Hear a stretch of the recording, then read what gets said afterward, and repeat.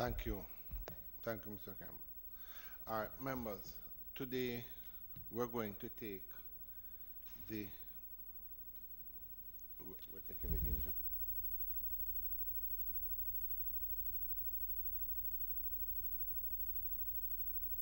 Sorry, members, today we're going to review the first supplementary estimates for financial year 2018 and the fiscal policy paper, the interim report 2018-19.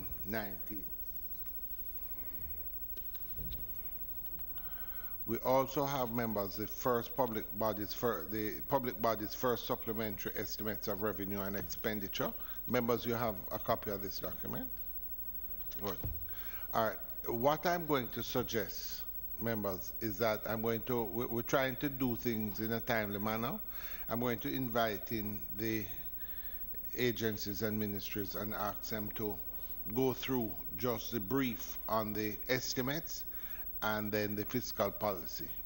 And then what I'm going to try and do is follow an agenda that will allow us to just go through, first of all, a review of the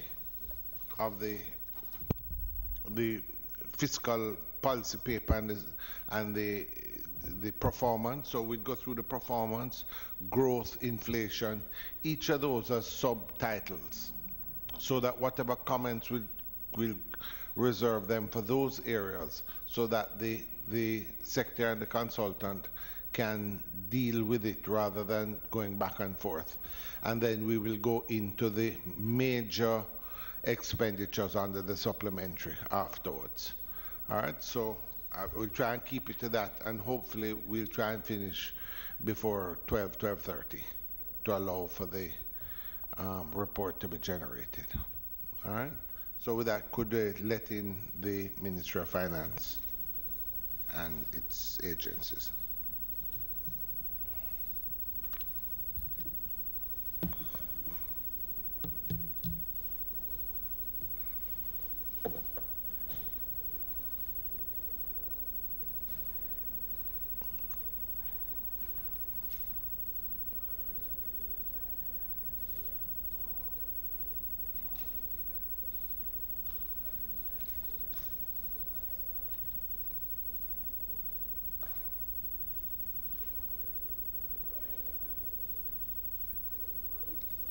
Morning, morning. Morning, how are you? Good, good, good.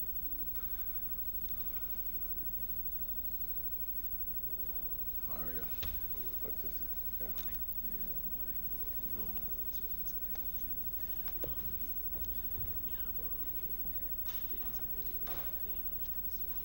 Mhm. Fix what? Mhm. Oh, sorry.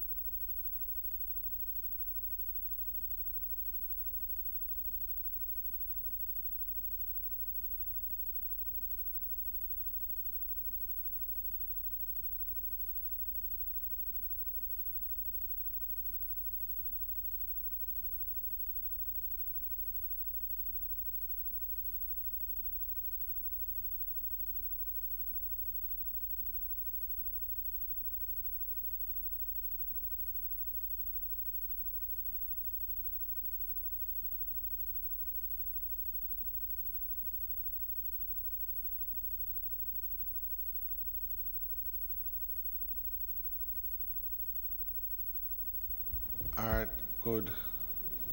If you want, some of you can sit on that side, by all means.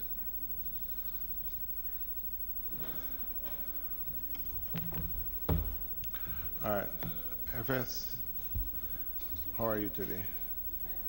All right.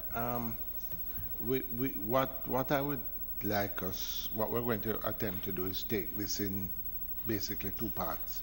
If we could sort of have the overview of the supplementary with the fiscal policy paper, which covers similar issues, and so if you can give your statement on that, and certainly the PIOJ and BOJ can speak to that, and once we finish, we will then move on to the actual increases or decreases in the supplementary and take that as phase two. Secondly, while we have you do an overview, maybe one of the things that will help with the reporting is that I would say we're trying to keep it as brief as possible, because the Minister of Finance will say something later today in Parliament, as will the opposition spokesman, and others will intervene.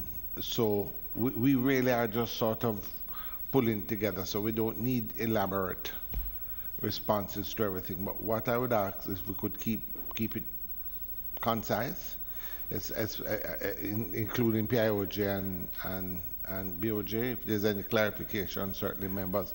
And what we could do is, having given the overview, if we could just look at the major targets which you have outlined here, which would be, as you said, growth, inflation, etc., etc. If we want clarity on those areas, whatever we need, we could have that discussion, which would allow for the reporting not to be all over the place, but so that whatever answers can be given, questions can be asked once and answered once. So we will start with that. So I would allow you to briefly give your overview, which would be on both the supplementary and the fiscal paper, and then I would allow the Governor and Director General to say a brief intervention, and then after that we can take the report on the outturns in its sequential manner and then move to the supplementary. So if you'd like, you can introduce. I notice the team is here. What we have is the Ministry of Finance and Public Service, which is one section, but today, just for the record, I recognize NWA, I recognize JUTC is here, Ministry of Economic Growth and Job Creation, Transport and Mining. So that would be for the JUTC. I'm just taking the specific agencies. NWA. Anybody else is here from Economic Growth? And local government for streetlight. Those are the three main, and those are the agencies that are here. Members don't have any, having looked at the report, those would be the three that we'll take. All right, so with that, FS, you can introduce your team as you feel necessary, and if you want, just the senior members of your team, and then we'll just take it from there. Over to you. Okay, thank you, sir. Good morning. The senior members on the Ministry of Finance team are Mrs. Loris Jarrett, Deputy Financial Secretary, Public Expenditure Division, Ms. Diane Black, Deputy Financial Secretary, Economic Management Division, and representing Public Enterprises Division, Alicia Bish. And Mr. Wayne Jones, Deputy Financial Secretary, Strategic and Human Resources Management Division. Okay. All right, as the committee is aware, on September 25th, the Minister of Finance tabled in Parliament the interim fiscal policy paper for this fiscal year, and as well as the supplementary estimates. The legislation requires the tabling of the fiscal policy paper within 6 months, the interim fiscal policy paper within 6 months of the passing of the Appropriations Act. The fiscal policy paper basically provides overview of the macro fiscal outturns for the previous fiscal year, the performance to date for the current fiscal year, actually April through July, and as well as the expected full year performance and the next fiscal year, 1920, and the medium term are all provided for in the fiscal policy paper. So we also have a section on macroeconomic framework. So I will just speak to the outturns in that area. The performance of the economy during 17-18 resulted in a GDP growth of 0.9%. This is the 5th consecutive fiscal year in which GDP has grown.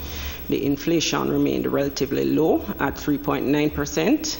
Net international reserves also improved, recording $3 billion and $74 million US at the end of the year.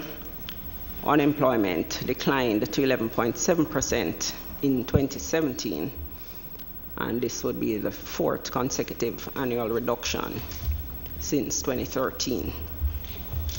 The current account balance of deficit of the balance of payments for the past fiscal year was 5.4% of GDP, representing a deterioration over the 2.6% recorded the previous fiscal year. This would have been due to worsening of the goods and services sub-account. On the fiscal side, the central government would have exceeded the targeted 7%. It had an outturn of 7.4% on primary balance. This would have been driven by strong revenue outturn as well as lower expenditures than budgeted. The fiscal surplus, we also had a fiscal surplus of 0.5% relative to the 0.2% that was programmed. For this fiscal year, the economy has been estimated to have grown by 1.8% during the first quarter, and this would be over the corresponding quarter of last fiscal year. This represents an acceleration in the rate of economic growth over those 0.1% of last fiscal year. The central government during April through July, all right, I'll leave those for later. Unemployment was 9.7%, and the reported employed labor force was 1,217,300 persons, which is a record high for the country.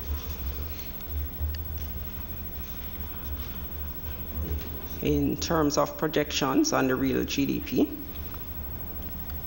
for the fiscal year, this fiscal year, it has been revised downward to 1.7% from 2.5%, the GDP. The economy is also expected to benefit from continued macroeconomic stability and uptick in domestic economic activities and continued strengthening of the global economy. For the medium term, all right, I think that is basically what we would have had on the macro framework. So we could move to the governor and the DG as indicated, or you want me to do the fiscal side as well? Just do the fiscal. Okay. All right, so in 18-19, on the fiscal side, to date,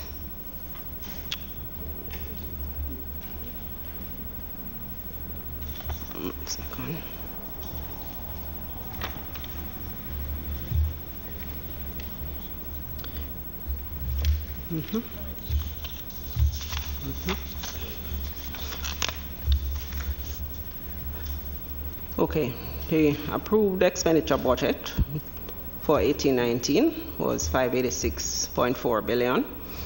It is expected that the supplementary will provide for 604.2 billion. This is a $17.4 billion increase over the budgeted amount.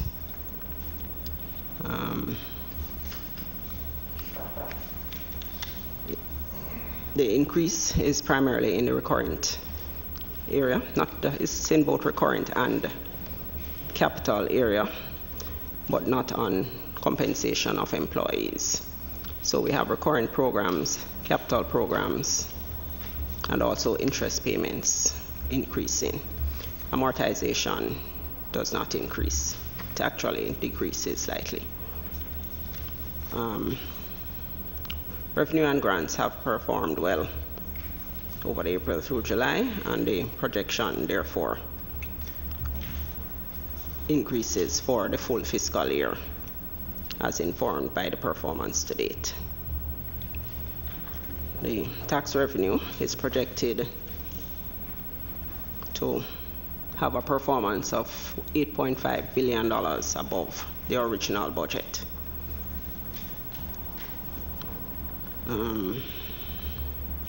Non-tax revenue is also expected to have a significant increase at $10.1 billion above the original budget. The result of the revenue performance and the proposed additional expenditure will not lead to a deviation from the primary balance target, where we still expect to meet the 7% of GDP. With respect to public debt, we are expecting to be at 98.9% of GDP at the end of this fiscal year. And this is constituted of the central government debt of 1.9 trillion and the net public bodies debt of $22.3 billion.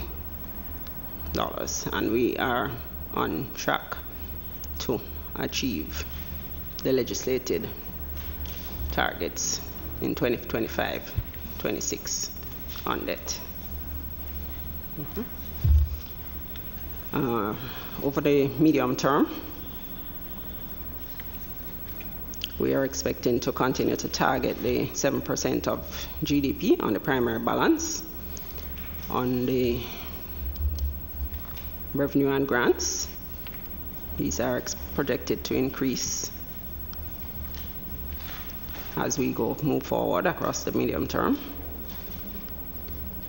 The tax revenues as a percent of GDP will be basically stable.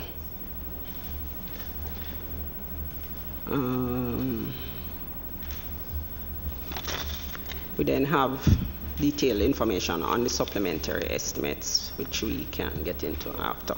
We can leave that and take that in the second section. So that's basically the overview for both the performance and for the fiscal, interim fiscal. I did mention the public bodies. If I can just give a short indication on the public bodies. All right, so the group of self-financing public bodies for the period April through June recorded an overall balance of $9.9 billion. And this is better than the budgeted surplus of 1.5. Contributing to this outturn was an improvement of $8.9 billion in the group's operating balance and an overall reduction of $2.6 billion in terms of expenditure. The entities primarily contributing to this performance are Petrojam, the NIF, National Insurance Fund, Port Authority of Jamaica, Airports Authority of Jamaica. And the public bodies, the outlook for the public bodies is a deficit of $19.7 billion for the year, and this is against the budgeted 10.4. And when we get into the details of the supplementary, that will explain why the public bodies look like this. That's it. Chairman, Yes. please forgive me. Earlier, when you had inquired of the agencies present, I'm not too sure if Petrojam is present. I haven't seen anybody. No. Why you? Because yes, I really believe that Petrojam is quite an important body to be present, especially in light of all of the issues that have been swirling and the timeline that they have hanging over their head in terms of the transformation of our energy systems in the country. Remember, what I would suggest is that has to be part of the regular monitoring of Petrojam and the extent to which you want to bring them back. But I don't know that we'd be able to delay today. But Chairman, also there's a huge reduction here in the capital expenditure. Yeah, which we need to ask why. Exactly. But I'm just saying, are we going to be able to do that? I had noted that myself, and it indicates that the capital expenditure, which would mean that some programmed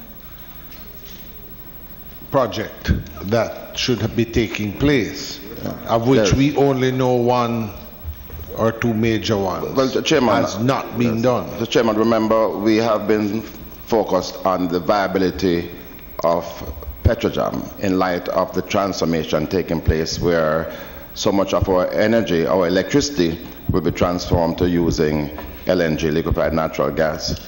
It therefore means that unless they proceed with this upgrade and expansion project, the future of Petrojam is going to be dim. What I would suggest, I think the concerns are valid.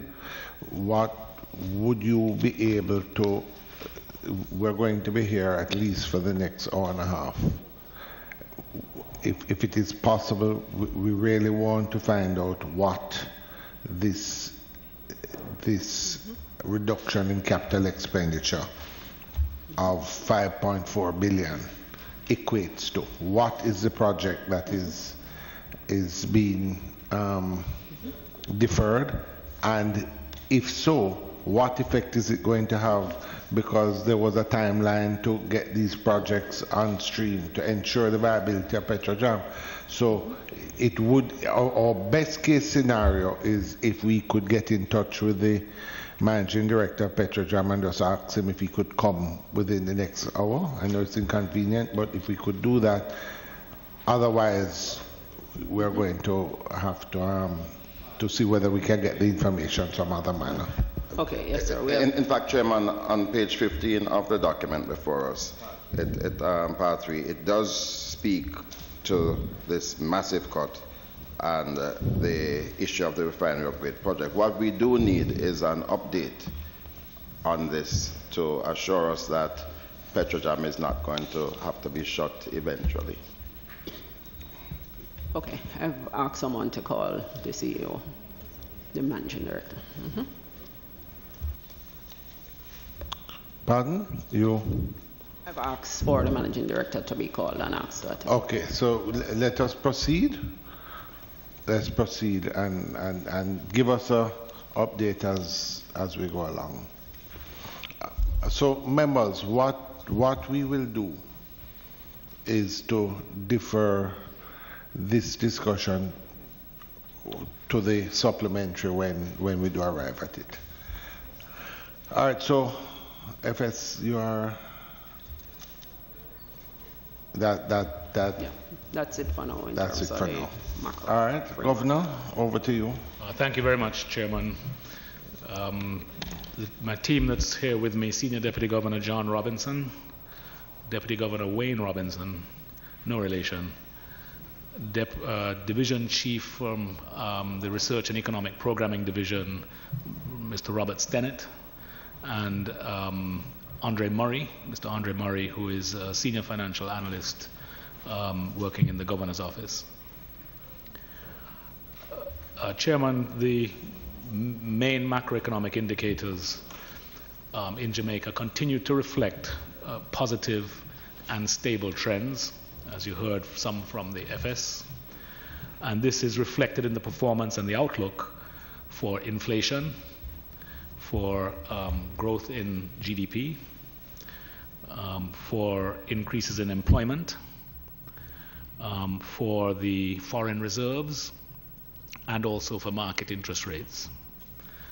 The stable macroeconomic environment that we're experiencing is underpinned by the strong fiscal performance that we've almost become accustomed to over the last few years, but which should not be underestimated. And that it is in alignment with the fiscal rules. And that has supported this reduction of what I would say has been is still the largest threat to economic stability and growth in Jamaica, which is the high debt. So that has been tackling that decisively. And I repeat it, even though it's an old story, I think it's important that we recognize that as what is underpinning the stability that we're experiencing. Annual inflation at August 2018 was 3.9% as reported by Statin for the 12 months at August over August 2017. And that was just a little bit below the target for inflation that the bank has of 4 to 6%.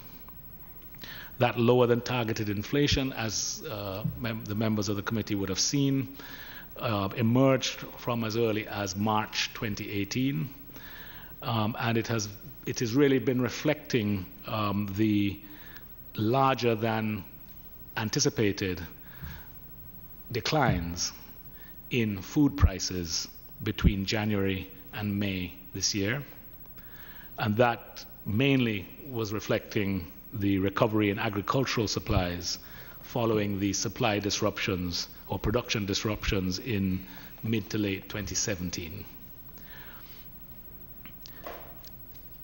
In August 2018, the bank provided a comprehensive report to the Minister of Finance and the Public Service, which outlined the rationale for the deviation of inflation in more detail, and what Bank of Jamaica thought should be done about it. The Minister authorized the bank to publicize that report and the related exchange of letters between the Minister and the bank, and it was also released by the Ministry in a press release in August. We expect headline inflation to rise within the target range of 4 to 6%, and thereafter trend in around the middle of that range. The near-term outlook for inflation continues to be underpinned by the expectation of continued normalization of agricultural prices and elevated international oil prices.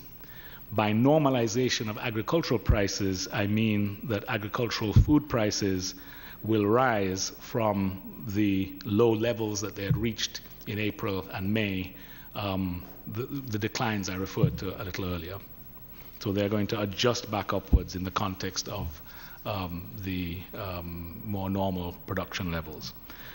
There remain threats, of course, to those prices based on the ongoing developments in agricultural conditions. And so, as usual, we have to watch that very carefully. The FS has reported on the balance of payments and the current account for 17-18. What I would just add is that in terms of our projections, looking a little forward, that we anticipate that imports are going to continue to grow as global commodity prices rise, oil and other commodity prices, but also based on the inputs needed as you fuel, if you like, or resource the restart of the refinery operations at the Alpart alumina plant. At the same time, exports are projected to record buoyant growth as well, on the back of the same expansion in the mining sector. We'll also have, we expect buoyant foreign currency inflows from tourism and from remittances as well. So as you look forward over the medium term, which we can use 3 years as the medium term period, we expect the current account deficit to average below 4% of GDP each year, and that's within the band of the range of levels that is we consider to be sustainable. The FS has also commented on the international reserves. I won't go back over the same ground, but what I would add, gross reserves at the as at just a day or two ago, at the end of September, were at $3.57 billion. That's the gross reserves. That is represents 114% of the level that is considered to be adequate. In other words, we have more reserves than are required to feel comfortable and safe with respect to our capacity to meet various shocks that might occur. I think that's a very important milestone that we've passed, that I think probably is contributing to the better outlook for Jamaica's ratings, for example, on its sovereign bonds and the other persons or entities that have interest in long-term stability of Jamaica in making investment decisions. On the exchange rate, Chairman, in the context of reforms implemented by the bank over the last year or year and a half or so, and before, the foreign exchange market has moved away from being a market where the exchange rate constantly drifts in one direction only. The exchange rate for the past year, the past 12 months, has reflected, 12 to 15 months has reflected more normal, or reflected the two-way movements that are characteristic of a more normal foreign exchange market that we encounter in our travels in more developed countries, more stable environments. With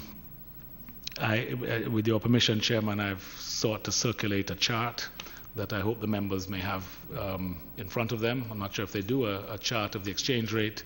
I know you've seen it before because it's my calling card now. And I'm really using it to help to bring to our minds what the realities are with the exchange rate, even as the debate and the discussion rightly progresses on it. One can see from the chart the strong depreciation that was the talk of the town up to about a month ago. It has stopped being the talk of the town since, but I think it's important to observe that the exchange rate has in fact moved in the other direction quite strongly, and I make no comment on where it's going next, since it is a flexible market determined exchange rate. What I can add is that as at September 28th, the exchange rate was 134.65. I'm speaking here about the weighted average selling rate that we all use as the exchange rate for purposes of discussion. That was 134.65. That represented a depreciation of 3.6% compared to the exchange rate 12 months before.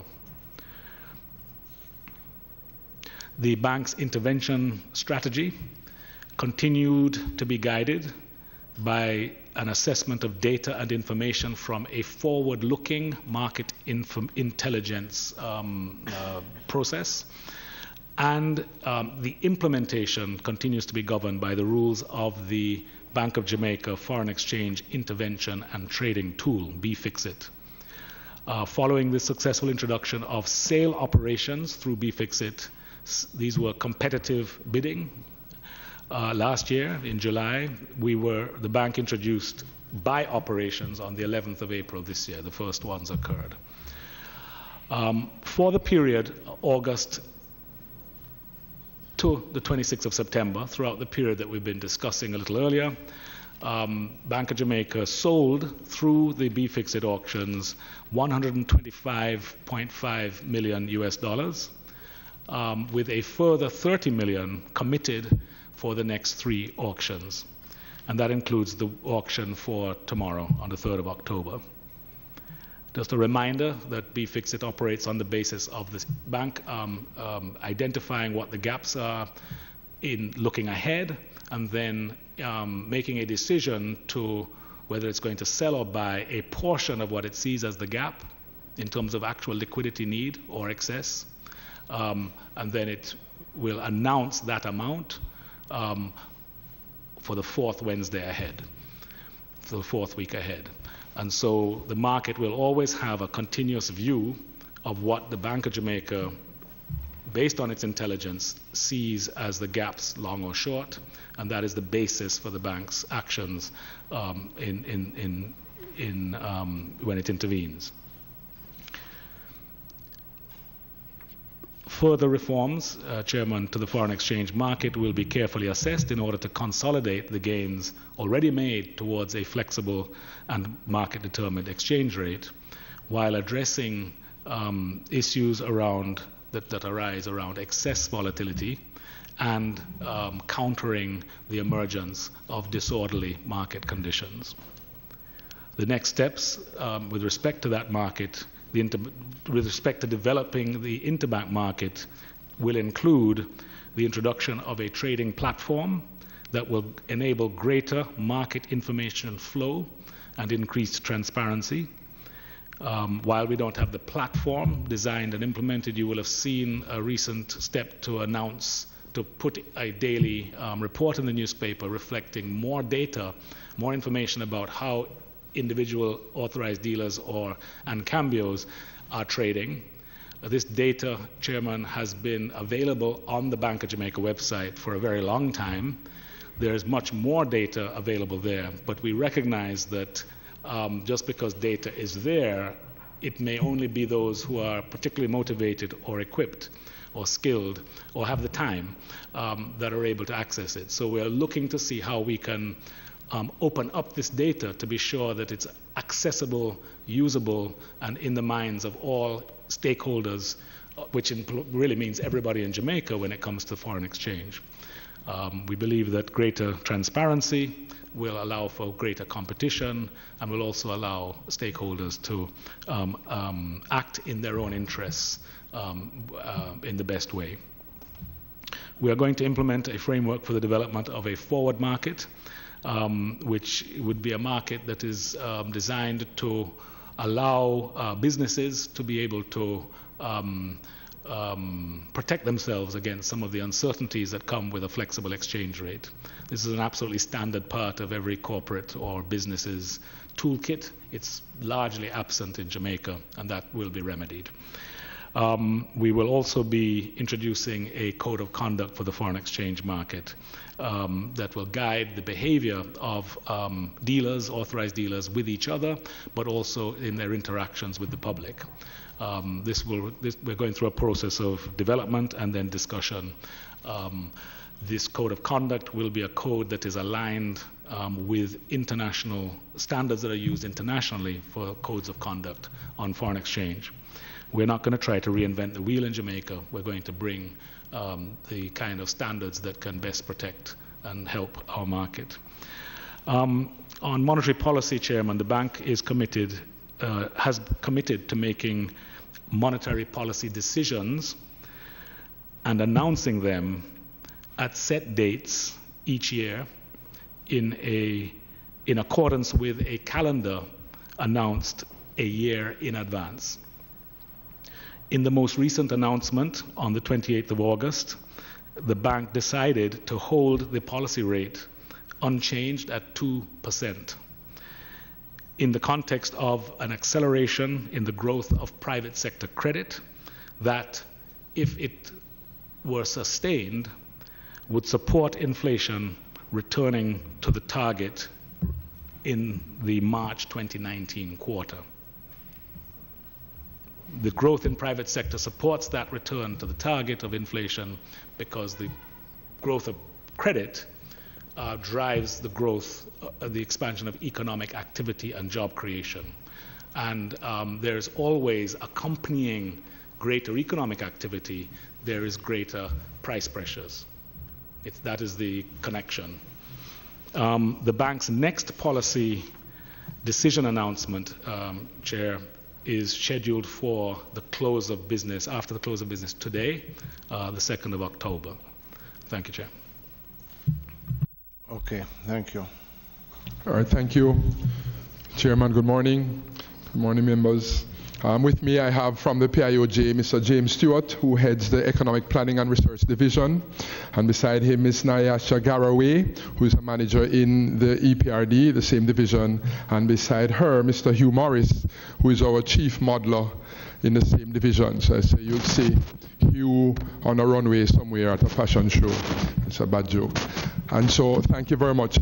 The FS would have reported on the growth for the quarter, April to June 2018, based on the PIOJ forecast. Last Friday, Statin gave the official figures for the April to June quarter, and it showed that the economy grew by an estimated 2.2% for the first quarter of fiscal year 2018-19, that's the April to June quarter. And it equals the performance for July to September 2016, and it's the highest quarterly growth rate recorded since 2009, so typically in the last decade. And for the quarter, both the goods producing and services industries recorded increases. Growth was pushed by increases in both the domestic and international markets, favorable weather conditions, and resumption of production at Jamaica's largest alumina refinery. We had growth in goods producing up 7.2%, reflecting improvement in all industries, and the largest increases were recorded for mining and quarrying, which was up 31.6%, largely due to the resumption of production and expansion at Alpart. We had agriculture, forestry, and fishing up 12.5%, reflecting recovery from adverse weather conditions during 2017, as Governor just spoke to. And we had increases in manufacturing and construction industries, recording growth of 0.2% and 2.9% respectively. And the growth recorded for construction represented the highest quarterly rate registered also in a decade. And growth in the services industry was up 0.7% due to growth in all industries, with the exception of producers of government services, which remained flat. And so the industries recording the largest increases for the June quarter were transport, storage, and communication, up 1.6%, finance and insurance services, up 1.1%, and electricity and water supply, up 1%. In terms of labor market, the unemployment rate released by Statin as at April 2018 was 9.7%. compared to 12.2% recorded a year before, April 2017. And it was, the 9.7% represented the first time since July and October of 2007 that Jamaica recorded 2 periods of single-digit unemployment. And it was disaggregated. The female unemployment rate was 12.5%, down 2.7 percentage points. And the male unemployment rate was 7.3%, down 2.2 percentage points. While the youth, that's persons aged 14 to 24 years, the unemployment rate declined by 3.2 percentage points to 25.8%. Employment levels continue to increase, with a total, as you heard, FSA 1.217 million persons employed as at April 2018, which was the highest level of employment ever recorded for Jamaica. Looking at the trend from 2008 to 2018, we saw that the highest number of employed persons in Jamaica was before 2016 was recorded in 2008, but by 2011 the employed labor force declined by some 90,900 persons, mainly private sector jobs, following the impact of the 2008 financial crisis. And since 2011, July 2011, because largely due to the impact of business environment reforms, the implementation of strategic investment projects, and improved overall macroeconomic stability, a total of 133,700 jobs have been created over the last 7 years. When disaggregated, we are seeing that year over year, employed females grew by 9,800 persons to overall 543,200 persons, while the number of males increased by 4,900 to 674,100 persons. By industry group, all 11 of the 16 industries recorded increases in employment relative to April 2017. And the largest areas were wholesale and retail, repair of motor vehicle and equipment, up some 13,000 persons, and construction up some 5,900 persons to 100,200 persons. In terms of our projections for growth, our current baseline, the PIOJ's baseline projection for growth for fiscal 2018-19 is 1.7%, reflecting real value added increases in both the goods producing and services industries.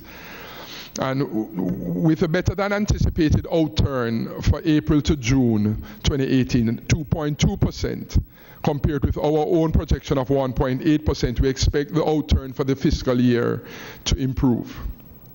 And so the projection is the 1.7% projection for fiscal 18-19 is lower than our initial forecast, which would have seen 2.4%, due to the materialization of some downside risks.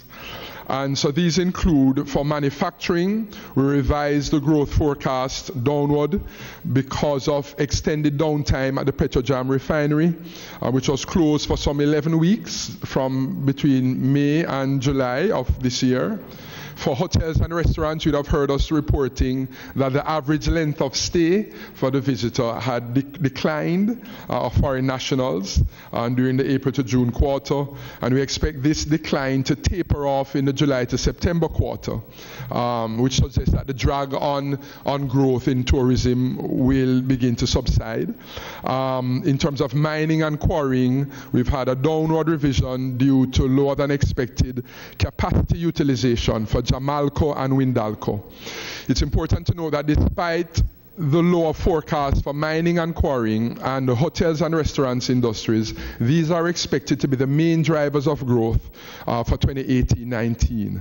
For mining and quarrying, we expect improved performance, and that's predicated on continued increase in output at Alpat, the refinery, which is currently producing approximately 2,500 to 3,000 tons per day, but has a capacity to produce some 4,000 to 5,000 or 4,500, tons per day. In the cases of hotels and restaurants, we have higher levels of stopover visitors, and that's expected to continue to increase, facilitated by expansion in hotel rooms, increased flight frequency, as well as new flights, what we call air seat capacity.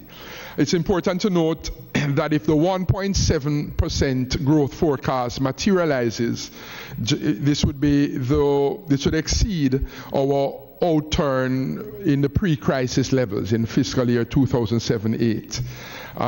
And so as the reforms continue to be implemented, as we continue to build resilience in the economy and overall resilience to exogenous shocks, chiefly you think of weather-related adverse weather-related conditions.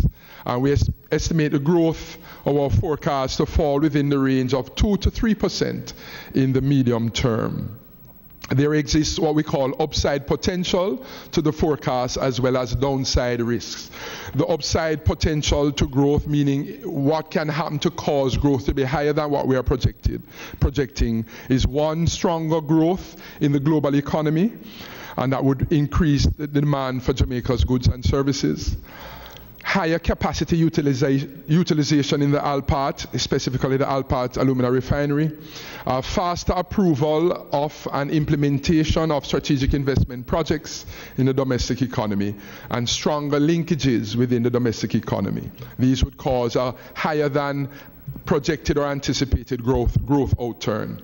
The downside risks to growth include unfavorable weather conditions, specifically heavy rains and drought conditions, crime and violence, unexpected downturn in the global economic environment, and we think of potentially a trade war between the US and China because of the announcements of tariffs and China's responses to the US such announcements and threats of reprisals.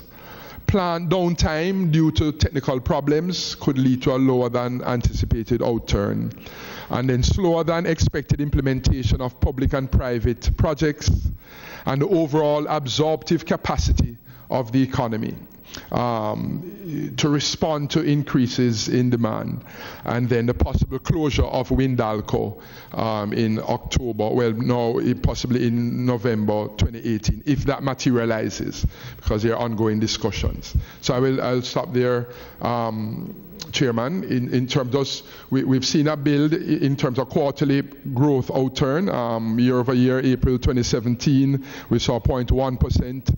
In the September quarter last year was 1%, then went to 1.4%, 1.2, then 1.4, and now 2.2. So we're seeing a steady increase in what we call a growth momentum of the economy. And then in the context of fiscal consolidation, as FS reported, a continued reduction in debt from 148% of GDP some years ago to now anticipated to be 98% by the fiscal year end. We think that augurs well for the Jamaican economy and the outlook.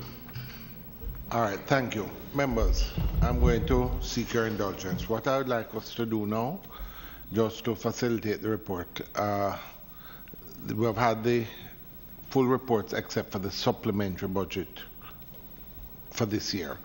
What I want to do is focus on just the elements of this. So I think if we could have a discussion on growth, that we've just finished that, then we can take debt to GDP, just for clarity, inflation, oil, exchange rate, unemployment. Though I don't know if there's anything else that you would want to clarification on. If so, we can add it, but I will start there. So I'm going to ask members just to confine their questions to GDP growth to start with. And so, Member Paul will answer your. Member Thanks. Stewart, you're next. Thanks very much, Chairman. So we'll just focus on PIOJ for now. We're focusing on growth. Yeah. So, But okay. I'm sure others may want to.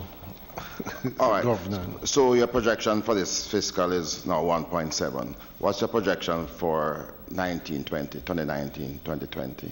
So thank you, Member. We've said between the range of 2% to 3%. All right. So we're not going to be able to achieve the 4%, the 5% growth in the fourth year of the administration. Remember, you'd recall we were asked a similar question, and we spoke of the 5 and 4 that you mentioned being aspirational from the very outset, and that we had in their initial call to action of the EGC, the Growth Council, you will see a memorandum from the PIOJ saying the conditions under which, so from the start we had said... I'm quite clear on that. I'm just saying for the benefit of others who may not be as clear, that the outlook in the medium term was 2 to 3% and had always been based on our calculations of the capacity of the economy and the momentum and projections that we saw, but the conditions under which you could realize higher than that projection we have outlined clearly, including, as what you're seeing, reduction, any targeted reduction in crime and violence faster than anticipated, implementation of strategic projects, the usual, and our continued build in terms of resilience to exogenous shocks, which has been a real negative impact on the Jamaican economy. Right, so we're not going to achieve it in 2019, 2020, and what about 2020, 21? Are you forecasting higher than this normal growth rate that we've become accustomed to at the best of times? The 2 to 3%? Yes. The 2 to 3% is expected to continue through the medium term, okay. And that for us will go to 2022. So it will cover the period you're saying, 2 to 3%. Okay. And again, member, thank you for the opportunity to highlight. Yes. I've read somewhere persons suggesting that maybe the Jamaican economy is in stagnation because of the general consistent low growth. And I would point out that the Jamaican economy is not. And by definition, so as I'm putting on an academic hat, that stagnation is really low growth, below 2%, accompanied by high unemployment. And that's not the characteristic of the Jamaican economy. That's not what we are seeing now. We are seeing record low unemployment levels. We are seeing record employment levels. And then we are seeing a lot of what we call those macroeconomic indicators trending and pointing in the right direction and expected to do so. because of the context of fiscal consolidation, to tackle the fiscal imbalances, including our high debt burden. And having made the progress that we have, we are seeing a lot of international agencies, those who scrutinize economies objectively, giving high ratings and improved ratings to Jamaica steadily because of that recognition that in the context of reducing debt and what it has meant to economies broadly, we have been able to grow consistently, albeit we want higher and more robust levels, but we've still been able to... Are you seeing higher levels of incomes? In terms of real per capita, we'll have to look at income levels. We recorded that we've seen in terms of a trend line, we've seen reductions in poverty, and that speaks to the issue. I'm speaking specifically about income. We'd have to examine those numbers and come back to you. Okay. Chairman, I have questions to the BOJ. Yeah, no. We go from growth to the next one. Member Stewart? Chairman, my question has to do with inflation. No. Growth. I'm just sticking. Okay. I just want to deal with. So just for yeah, I remember done, but just for clarity. So you're saying that your projection, as it stands now, is 3 and 4, rather than 5 and 4. So the 2 to 3% projection continues through the medium term. So it could be either 2 and 4 or 3 and 4. Yes. All right. Member Don? Right, but it's not to say that 5 and 4 cannot happen. My question is, with all the infrastructure work and the capital expenditure that is taking place right across Jamaica, where does the productivity factors in this growth?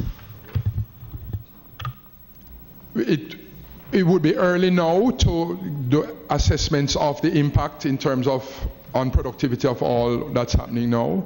We've seen measures to treat with. Persons have been highlighting, congestion and what's happening. The overall sense, the end game would be as you implement investment, road work, expansion, non-residential, residential construction, the types of investments we've been seeing and build out of infrastructure, it would lead to what we call lower transactions costs, the ability to move goods and persons from point A to point B in a fast and more efficient way, and that would itself be growth enhancing. It should lead to higher productivity and more robust levels of growth. Coming back to the chairman's question about the 2 to 3%, for PIOJ, what we give is that baseline, what we call a baseline. So coming back to baseline that you can see, and so we've seen. So we projected as a baseline the 1.8% for the June quarter, but you saw 2.2% as an outturn. What we are projecting is based on what we are seeing at the time, based on the best information available or available at the time, we are projecting, and at the time for a quarterly basis, it's six weeks following a quarter, and starting will come now 3 months following the quarter, having more information at the time, given the actual numbers. So just to say, Chairman, it's a baseline of the 2 to 3, not to trap ourselves into thinking that it has to be just that, but that is what we are projecting going forward, which again, in our context, not historically, but in terms of what we are achieving, in terms of the reforms to the economy, would be very good. Yeah. Yes. Member Roth? Yeah, just one question. I noticed the projections you're giving, the 2 to 3%. But I want to know over the medium term. But I want to know why are your views of the PIOJ not consistent with what I'm seeing in the fiscal policy paper, which will be showing 1.7% projection 2018-19, 2.1 2019-20, then 2% going after that. So that's the figures you're seeing in the fiscal. Right, so those are point estimates, and we would normally just generally give the range.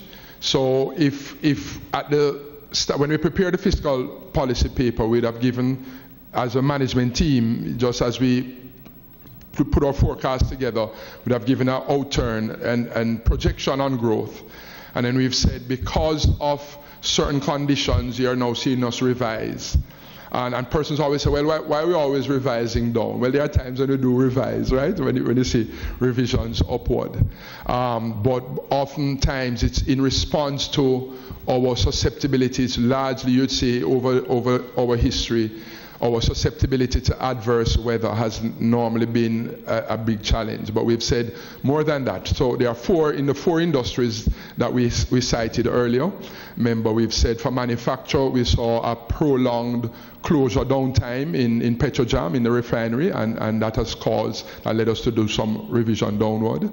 We saw a new phenomenon emerging in the hotels and restaurants industry, where the average length of stay of the visitor was shorter, and that has impacted negatively. We expect that impact to taper out, meaning as we move away, it's trended out, so we don't expect it to have that negative impact going forward beyond the September quarter. We've spoken also to agriculture again because of the drought conditions we saw earlier in the July quarter, of course, in terms of July to September quarter, some of the drought conditions there, and those would combine to lead to the downward revision in terms of what we are projected at the start of a year, and then as more information and occurrences materialize during the year, we would revise. So we always give projections based on the best information available to us, and as things may materialize, whether positively or negatively, we would revise accordingly.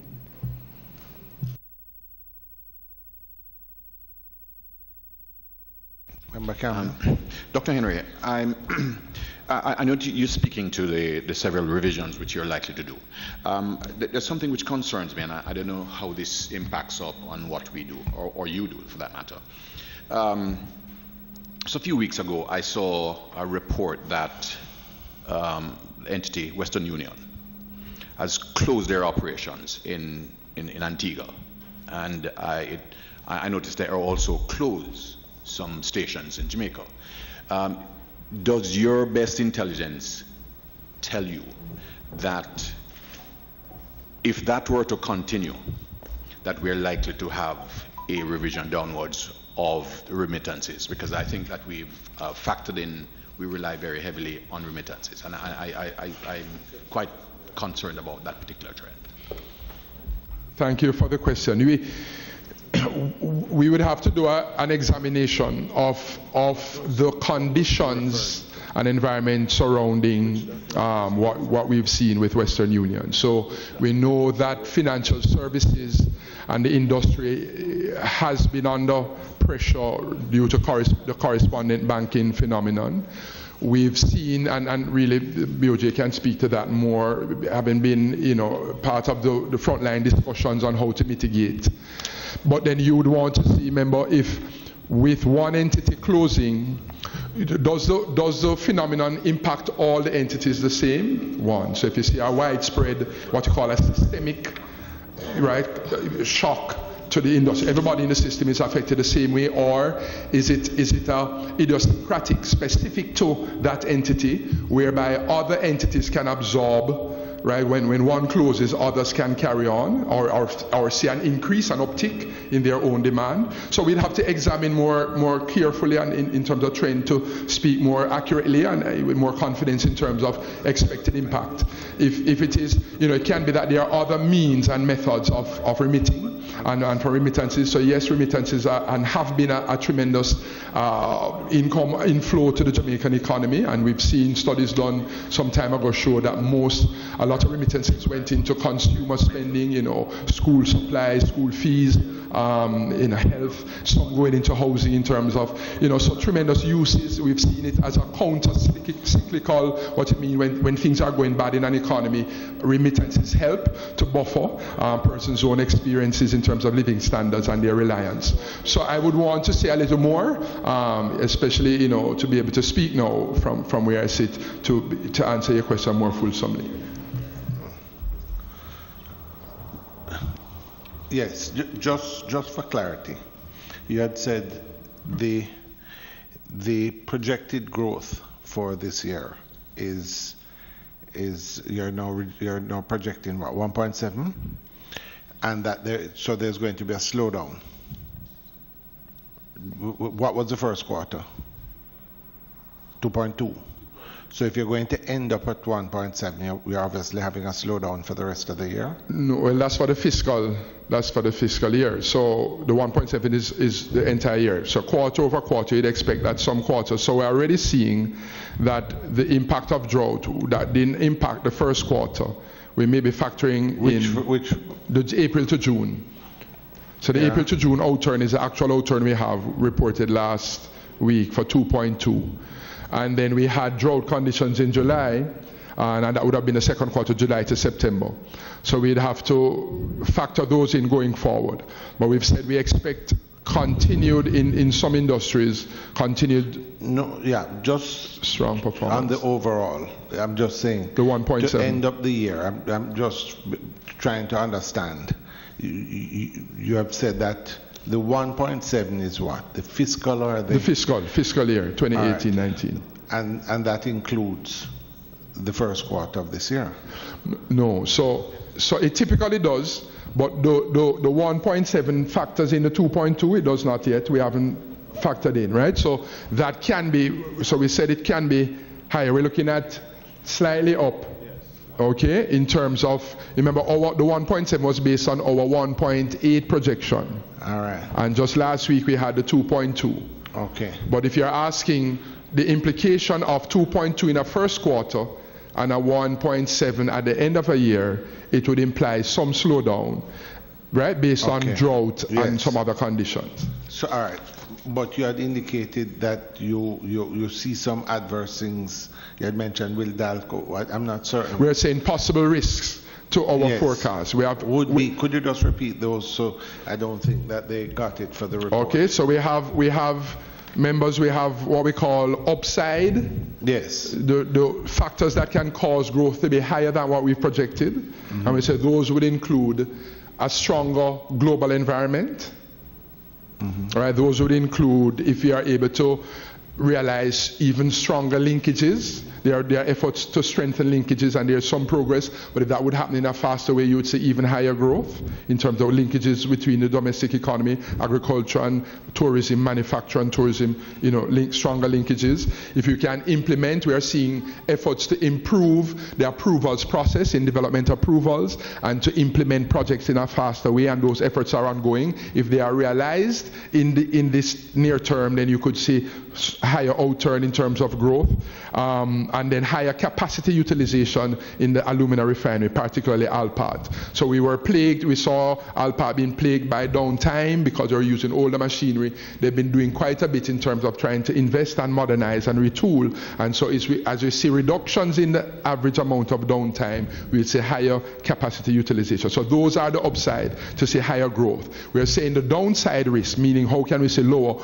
Chief among them, we would say exogenous adverse shocks, meaning the weather conditions, we think, and the efforts to continue to build resilience are important. We speak about a downturn in the global economic environment, so that if there was a greater materialization of adversity and tensions between the US and China, for example, that could have negative impact for us in the Jamaican economy. And so we've spoken to that as part of the downside risk. And then if there is continued occurrences of plant downtime, the same issues that we mentioned as a upside, could be the downside. And then we said a possible closure of Windalco in November 2018. You remember the US had threatened sanctions against Russia, the UC Russell, and the Russian oligarch, and he has reduced his controlling interest in UC Russell, where Windalco is connected, UC Russell. And they've seemed to extend the time as we watch the conditions carefully. They seem to have given a more time for him to even, in a greater way, extricate himself, if you will, from that process, which suggests, and it may be premature, but it suggests a reluctance by the US to really impose those sanctions because it may impact negatively some even US exporters in bauxite. All right. And so I think all right, I have another question on growth.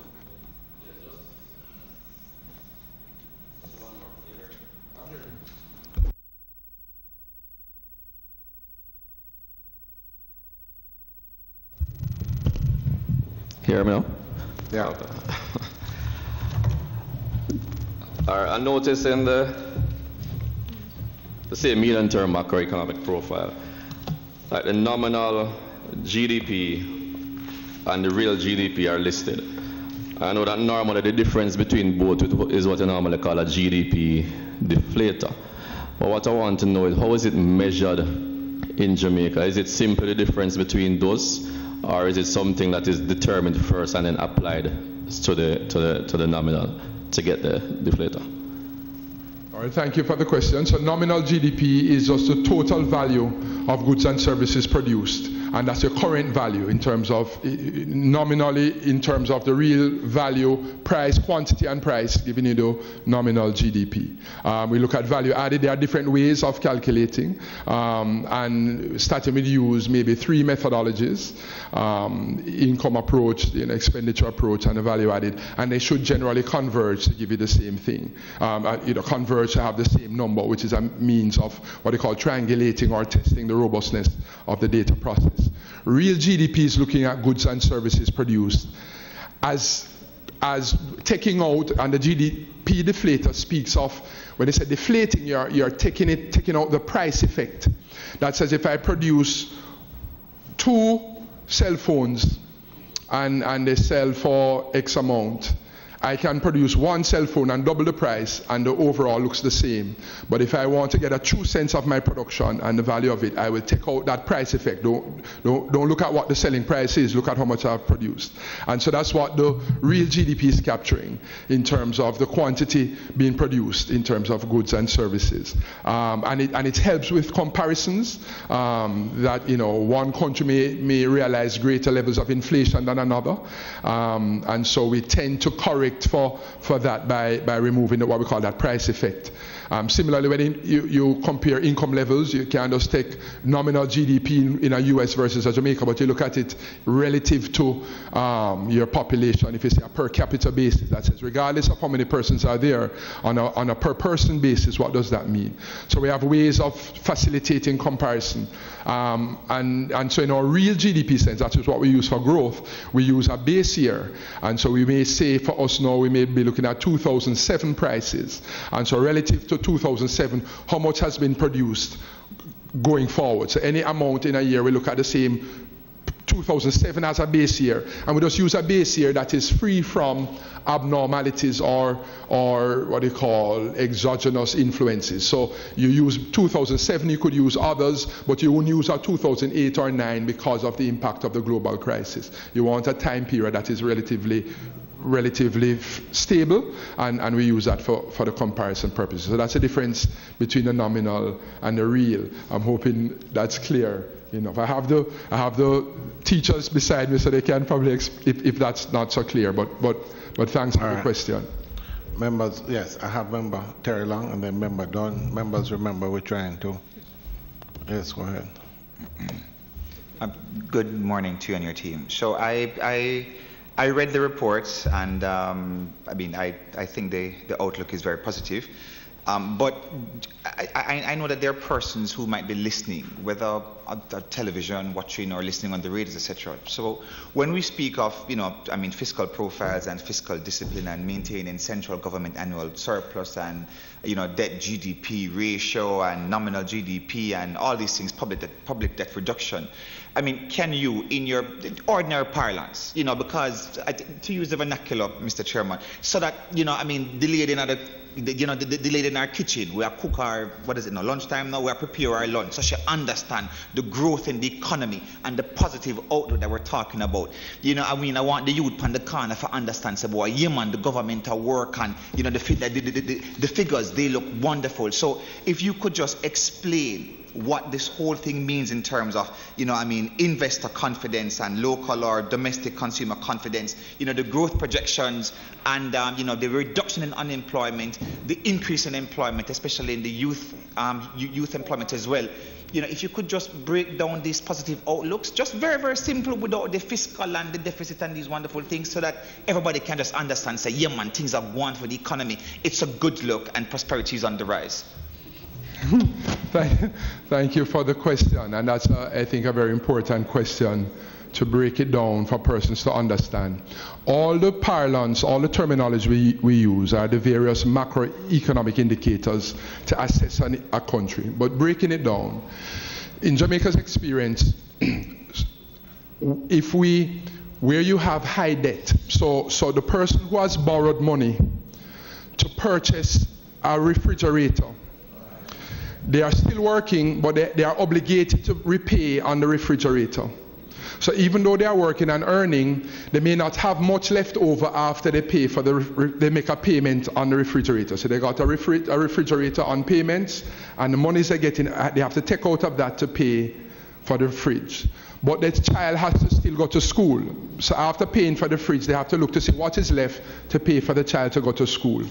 What is left to pay electricity bill and gas bill. Right? That's the income coming in, and they have to make these decisions. As a country, we had borrowed so much that when we made payment on our debt, what we borrowed, we didn't have much left over to pay light bill and to pay the nurses and the policeman and the teacher and to fix the road. We didn't have much left after paying on the debt. So we looked at, as an economy going forward, we said that's not sustainable. We're always going to have a problem. No matter how much we're making, we have to be paying debt and don't have much if the debt is so high. So it suits us as a country to reduce that high level of indebtedness, so that in case of having to pay on every dollar that we earned, instead of taking 80 cents to pay debt, if we reduce our debt to a half of that, we are now paying 40 cents, and we have 60 cents of the dollar now to pay for school fee, to pay the nurses, to build roads. So the lower our debt, the better it is for us as a country. So what we've been reporting on over the last several years is that the reduction in debt. Our debt was over how much we earned. It was 148% of all that we earned, 1.5 times how much we earned. Now we are now bringing it down. At the end of this fiscal year, we want to bring it down to 98%, which is tremendous. And so investor confidence speaks to how persons they view positively the developments in the economy. So investors are looking to say, where can I put money to try to make back money?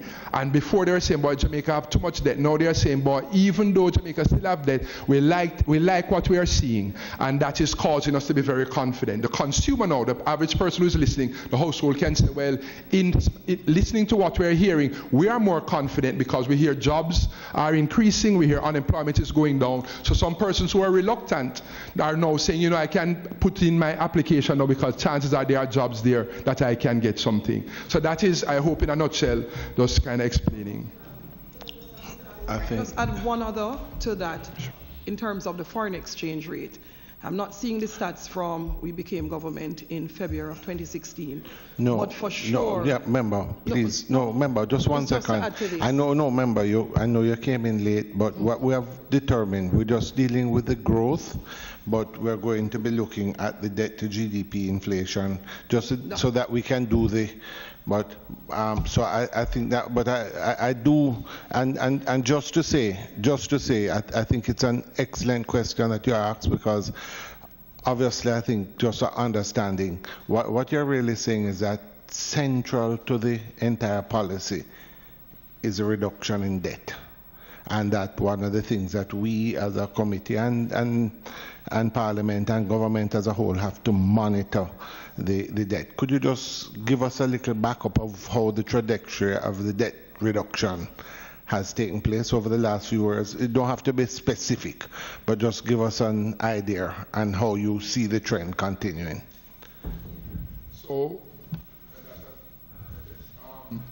So we've seen a downward trajectory in terms of debt. We've seen initiatives where we've paid back in terms of our paid down and using favorable conditions in the market. FS is really the financial secretary. But FS, really, because I think that question was a very fundamental question. FS, the debt peaked at some stage at almost 150. Is that correct? Yeah, 145.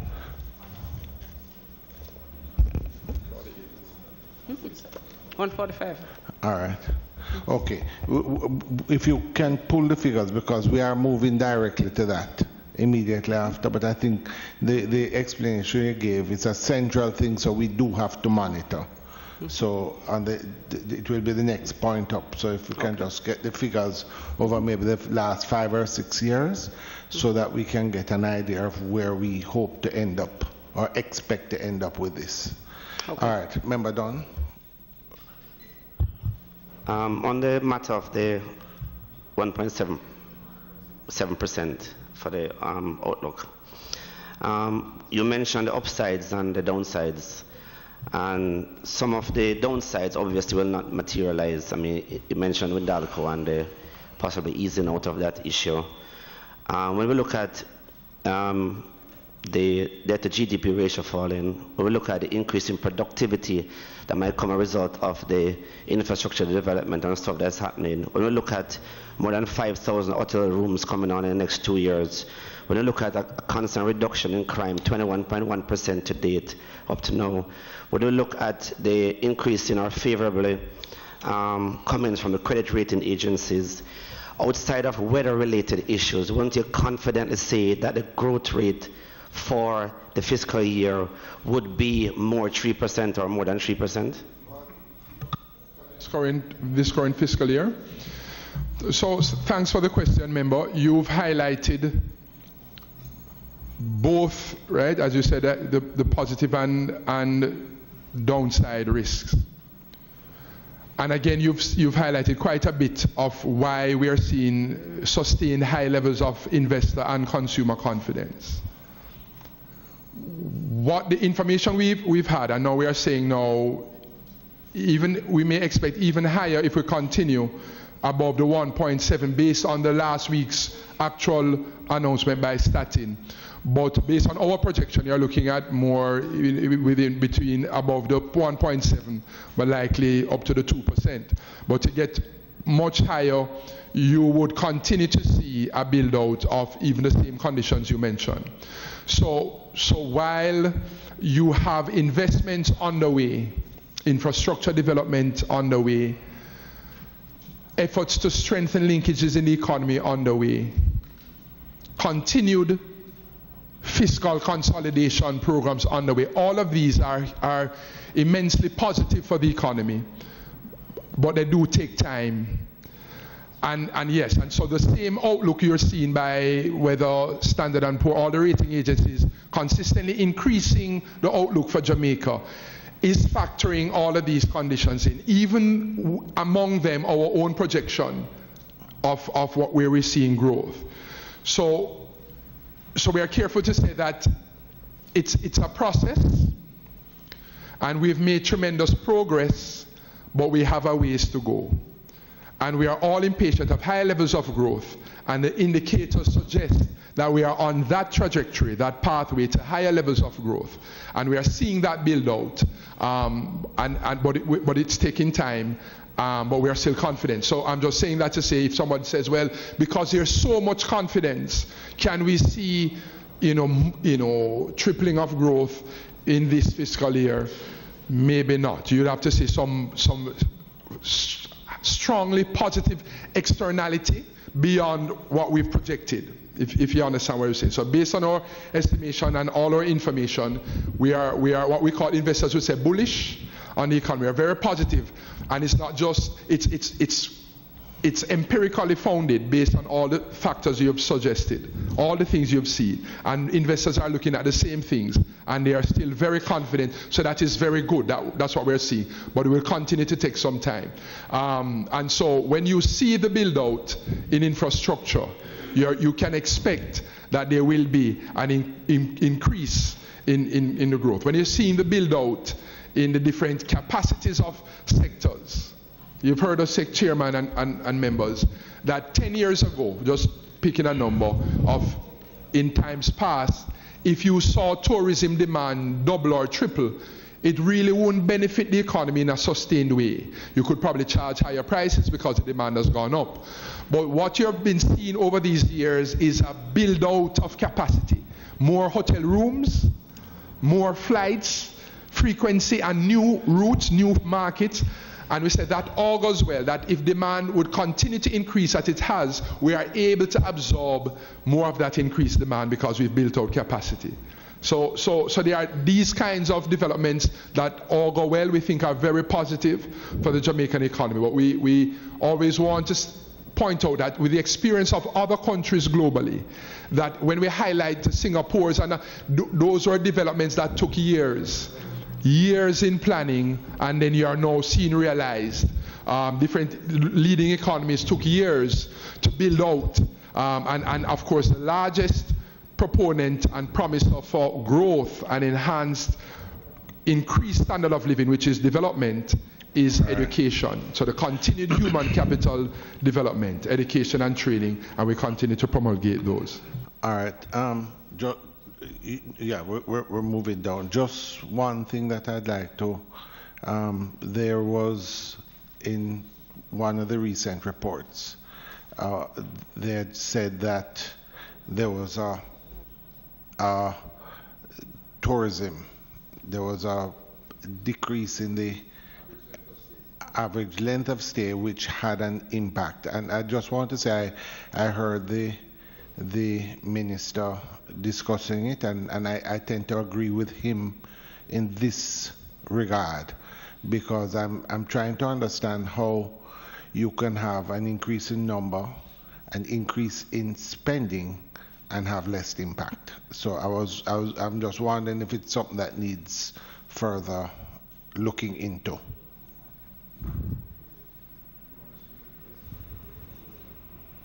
So we had extensive discussions with the minister and various stakeholders in the sector on how we calculate the average length of stay in terms of visitor arrivals and how long they stay were the proxies in terms of what would determine in terms of expenditure. The expenditure would be a nominal figure. And so based on prices, based on, right, but then the quantum of how long they are here and the number of persons coming in and how long they stay. So if they would spend an average but stay for a shorter time, then we are seeing that is what is showing up as the decline, because the length of stay has shortened. And so we've had a long discussion with the minister, and we'll continue to take on that understanding that of greater clarification around the numbers that are used, and we appreciate the opportunity to discuss. As I said, in this case, I myself also find it difficult to understand, but not to belabor. All right, members, I want to move on to the discussion. We're having debt to GDP, then we'll move to inflation. Just a point, I think Member Terry Long had made the point, and in the response had indicated the importance of debt to GDP. You can just give us an idea, FS? Okay, so the debt to GDP would have peaked in 2012-13 at 145.3%. So we have been 145.3%. I'm sorry, Mr. Chairman. I'm sorry. I didn't get the year. What year was this? 2012-13. 2013? Yes. That's when the debt GDP peaked at what? What? At 145.3% of GDP. Wow. All right. Thank you. Yeah. Okay. So we have come down each year since then.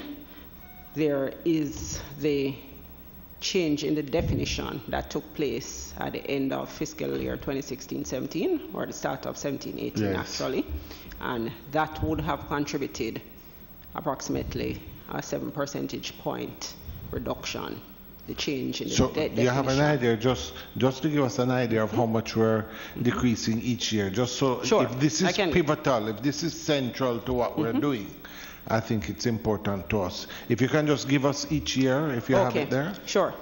So this would be 12-13. 12-13, 145.3.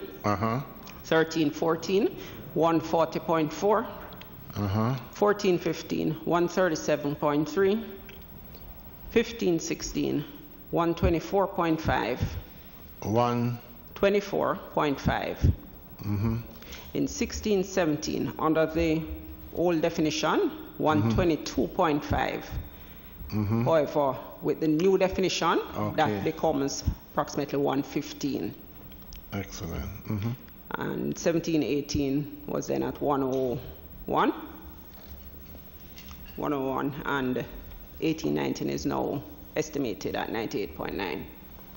All right. I'm sorry, Mr. Chairman. So, Madam Financial Secretary, so then, based on these figures that you've given us, so over the last 2 years, the debt GDP ratio has declined significantly, and we're now under 100%. We're expecting to be under 100%. Expecting to be under 100% at the end of this year. Okay, but yes, certainly, which signals the continued growth in the economy over the last 2 years. Yes. Thank you so much. The continued groth in the economy over the last 2 years. Thank you. She indicated yes. No, I'm just trying to understand for myself. No, remember Terry Long. I'm just trying to follow the discussion. Yeah, I do understand, yes. Mr. Chairman. Yes. Okay, so we would also have taken action in terms of bringing the debt down. The program that we agreed with the fund, the whole 7%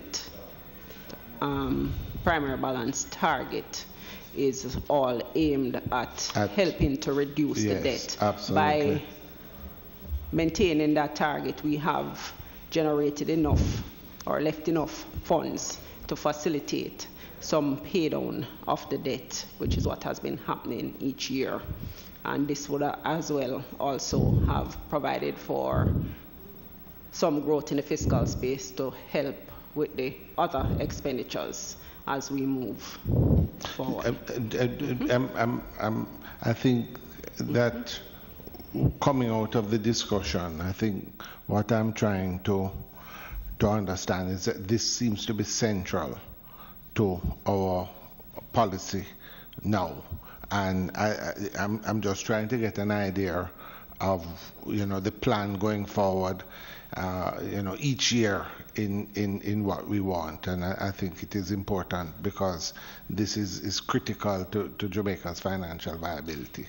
So as a committee, one of the things that we would want to do is to just ensure that it is on track, and hence the questions that we're asking. This year I noticed, there's a question here, but this year I noticed we are going to go down from what to what? From 101 to 98.9. Okay, is it that we are hoping for larger reductions as we go forward? I noticed last year we had a large reduction. This year 3%. Is there? Okay, so the reduction would be coming from two sides. The actions we are taking on the actual stock of debt and the growth, pay down. The GDP growth. Yes, right. So the greater our growth, the faster the rate at which we can go down. And on the actual reduction, we have done in the past a number of liability management actions. The biggest one would have been the one related to the Petro-Carib debt, where we paid off a substantial portion of the Petro-Carib debt at a discount, and therefore reduced the debt significantly at that point. Going forward, again, continuing to meet the 7% primary balance surplus helps us in terms of providing funds to help and to pay down. The 7% primary balance surplus at this point, in meeting it going forward, means we are generating a fiscal surplus, and that fiscal surplus is what is available to pay down some of the debt. We don't have to borrow back, we don't have to refinance back everything. We can actually just take out an amount. So that is what will assist us as well to reach the 60% that we're targeting for 2025-26. For 2025. Okay, so we're on target. We're on target. Yeah, good. Member Vaz and then Member Dunn. Just one question, FS. The projection of the 98 for the GDP, debt to GDP ratio, was that at the beginning of the fiscal year? No, that is the current projection. So that is after the increase in public debt was taken into consideration. I noticed there was an increase in the first 3 months of the fiscal year of 53.8 billion. All right, so I just want to know if that has been taken into consideration with regard to that projection for the ending of this fiscal year. Yes, we would, at the start of the fiscal year, have factored in or planned loan raising into what we're expecting the debt stock at the end of the year to be. But in terms of any adjustments to that since the start, that would also have been factored in. Okay, because why I ask is that because most of this increase is due to the depreciation as stated in the fiscal policy book. So most of it is due to the depreciation in Jamaican dollar. So I was wondering if since that depreciation took place, which was not forecasted, if this was now taken into consideration with this figure that we are projecting, or if that is going to change based on this outcome. Okay, the increase in what we actually pick up in terms of loans has been factored in. We have also factored in the impact of the depreciation. That is all factored into what we're expecting the stock to look like at the end and what the percent of GDP would be. Mm-hmm. All right. Yes, I have member done. I think. Okay, member done. FS, I'd like to know what is the projection for 2020 and 2021, and would you say with the decrease in debt to GDP ratio and the increase in fiscal space, there'll be much more funds available to spend, and especially on capital A projects that would in fact influence growth in the economy? Okay, on the first piece, the debt in 2021 is estimated at 87.6 and 21-22 at 80.9% of GDP. Yeah, just for clarity. So you're taking us to this year, we're expecting 98. That's 18-19. So 19-20. It's 93.3, and that would be. So we're hoping to go down, say, 6%, 7% next year. Yeah. 93.3. 93.3 for what? Yeah. For 1920, and 1920 would be the year that we have been targeting in terms of attaining 96%. Okay, so. FS, quick question. Is there a debt to GDP target ratio for Jamaica, and when would we expect to achieve that? Okay, just for the public. The legislated target is for 2025-26, and 60%. The target rate is 60%. Yeah. Okay. Mm-hmm. All right. Yes. Sorry, can you repeat today's? No, he had wanted to know the 3 years, but he had started at 2020. So I was just saying next year would be 1920. 93.3. 93, right. And 2021 would be 87.6. 21-22, 80.9. Based on our current forecast. Okay. All right, so both of those years you're hoping to take off about 6 to 7% of the debt. All right, that's because you'll have more fiscal space, or in other words, this year you're doing 3. I'm just trying to. Okay, because again, with the 7% primary balance target, which we would have started several years ago, we are now at a point where we are generating fiscal surpluses. We started by reducing our fiscal deficits. We have gotten to a balance, and we are now generating fiscal surpluses. As we move forward, that fiscal surplus increases, and that facilitates a faster pay down on the debt.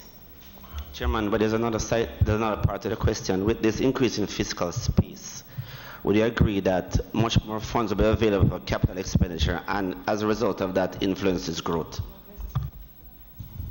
Okay, so the capital expenditure over the immediate term does show an increasing percentage of GDP.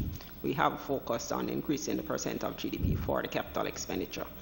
However, the debt is still high. While it is coming down, it is still very high. And if we don't continue to bring it down, we could reverse the situation. So the impact of the debt, if you're not paying it down, would come from if you need to be borrowing to finance it. So we can't just use all of the fiscal surplus to do capital. Otherwise, we're going to have to start borrowing again, which raises our interest rates and puts us back in a spiral towards growing debt. So, all right.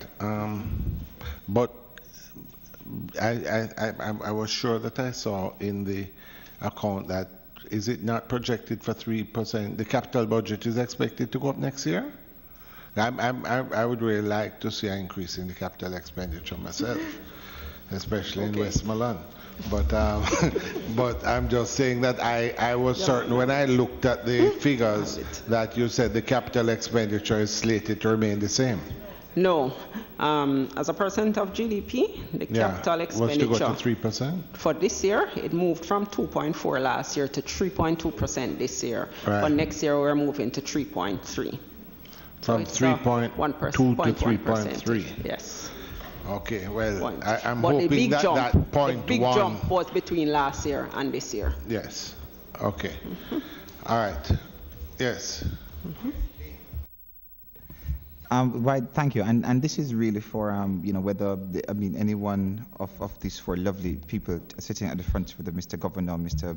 PIOJ, Madam Financial Secretary, or otherwise. So, again, just for the average Jamaican, everybody outside understanding exactly what it is that we're discussing here as it relates to the growth within the Jamaican economy. If we could break it down, if you could break it down, is it that when you look at the debt GDP ratio in 2012-2013, which was at a peak high of 145.3%, then we see it continuing to come down, and we're looking at 15, 16, 124.5%, and then we see it continue to come down. We look at 17, 18, 101%. We're looking at the 18-19 figures, a projection of 98%. And I heard the Madam Financial Secretary just say that the growth projection for 2025, when you look at the debt GDP ratio, it's coming down to a low of 60%. Is it that Jamaica is really moving from poverty to prosperity? Chairman, on a point of order. Yeah. It's really. We have a report. I know we do have a report. We have a report Remember, to prepare this afternoon. We're dealing with some serious business here. Please. And there are some questions that need to be asked of. I'm sorry, I'm just looking at the projections, sir, because if we're looking at a high of 145 and we're going towards a low to 60%, clearly, as it relates to the debt and clearly relates to the growth, Jamaica is moving from poverty to prosperity. Members, all right, let's move on. Members, if there are no more questions with regard to debt to GDP, please, if there are no more questions, can I move to the inflation? That's not a point of order. I'm going to take it. A state minister can be a part of this committee. A state minister can be a part of this committee. When we selected the individuals, we said notwithstanding Section 68 of the Standing Order, notwithstanding Section 68 of the Standing Order, all members of the committee were approved by Parliament. All members of the committee were approved by Parliament. We have slated to have Mr. Chairman, let the record reflect. Let the people of Jamaica understand that an attempt is being made to muzzle me based on my contribution to the PAC over the past few weeks and the past few months, Mr. Chairman. I object. I will not be muzzled by any member. I will continue to speak on behalf of the people of Jamaica, Mr. Chairman. Certainly so. So, members, can we move on to inflation, let the people of Jamaica understand that an attempt is being made to muzzle me based on my contribution to the PAC every week and every month in this committee. Members, Stuart. Thank you, Chairman. Thank you, Chairman. Through you to the Governor. Member Stuart, please proceed. Yes, Chairman. My question has to do with inflation. I've been waiting for quite some time. The Governor, could you explain what accounts for the subdued behavior of inflation while we have a depreciation of the dollar? We are looking at food prices rising and petroleum prices. What could have attributed to this? We're going to. We were going to deal with it as a separate. We are. We're pleased. We take. Yeah. If what? No, what I've done, we have a list. We have indicated we're going to do growth, debt to GDP, inflation to allow for the... No, we're at inflation now. No, by all means, please. Member Stewart, please ask a question. Yes, so the inflation, as I'd indicated, the inflation is lower than the target, primarily because of the fall in agricultural prices that took place in January, February, March, April, and May. The fall in agricultural prices. Prices fell. We expected them to fall, but they fell by more than we had expected, by quite a bit more. That fall in prices, it was expected because the output in the agricultural sector had recovered from the adverse conditions that had caused prices to be higher in agriculture in the previous year. And so we expected a fall, as I said, but the fall was sharper than we expected. But that is the main element that has caused the aggregate inflation rate of all the prices, as measured by Statin, to actually record, if you look back at those months, in those months inflation was either zero or in fact a decline. Those sorts of conditions never persist. Members, please. And this is the nature of agricultural prices. They're volatile because of these weather-related events and other events that affect agriculture. So that this is a particular part of the basket of goods that can go up a lot, can go down a lot in any given period, and we see it in the market for different products. It's a part of life. So that's the phenomenon that we've seen. That is the main element that explains why the inflation rate went down so low. And as inflation rises, now the main thing behind it, that rise, is the normalization, is the term I use, but the agricultural prices going back up again as they would be expected to. Now, it doesn't just end there, because remember, it's a continuous process, so new things happen to agriculture, whether it's going up or down based on drought conditions or other positive conditions of investments and so forth. So that's what will keep playing out, and we will keep pointing out what is causing it. Chairman, if I could mention that because some elements of prices that drive prices are very volatile and not really affected at all or not very much by monetary policy. Some elements, we sometimes strip those out, and other countries do the same thing to come up with a core inflation measure. So we take away the things that are real. Prices do change up and down by these effects, but when you're looking at what can monetary policy affect, it's often useful to take those out and look at another measure, core inflation, that is going to be more stable because it doesn't have those swings up and down. The reason we don't use core inflation as the target, however, is because we are targeting the thing that actually affects the average Jamaican, which is the average consumer in Jamaica. And that's why we need to use that target and not stray from it. So we sometimes refer to that as headline inflation. It is the consumer price index, and it is what the target is aiming at. But I want to point out those distinctions. When you look at the core inflation, it's much more stable, and it's running at about 2.5% or so at the moment. Okay, Member Holness, inflation. Thank you, Chairman. In recent times, there has been significant concern as it relates to the foreign exchange movements. And persons, and particularly business people, are of the view that it will immediately lead to higher inflation, higher price of fuel, higher price in terms of transportation, food, services, the works. I've looked at the figures since January of 2018 to current, and the average decline is looking like 6% approximately over that 2-year period. Decline in? In the exchange rate. Could you explain for us what is the direct correlation between our movement in foreign exchange and its impact on our inflation rates and ultimately prices to the average consumer? Do we have a lot to worry about? Are we in significantly a worse place than we were, say, 2 or 2.5 years ago?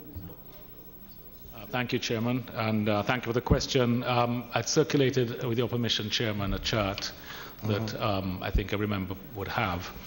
To answer the question directly, the term we use, and I just use the jargon, we call it the pass-through of the exchange rate, changes in the exchange rate to inflation.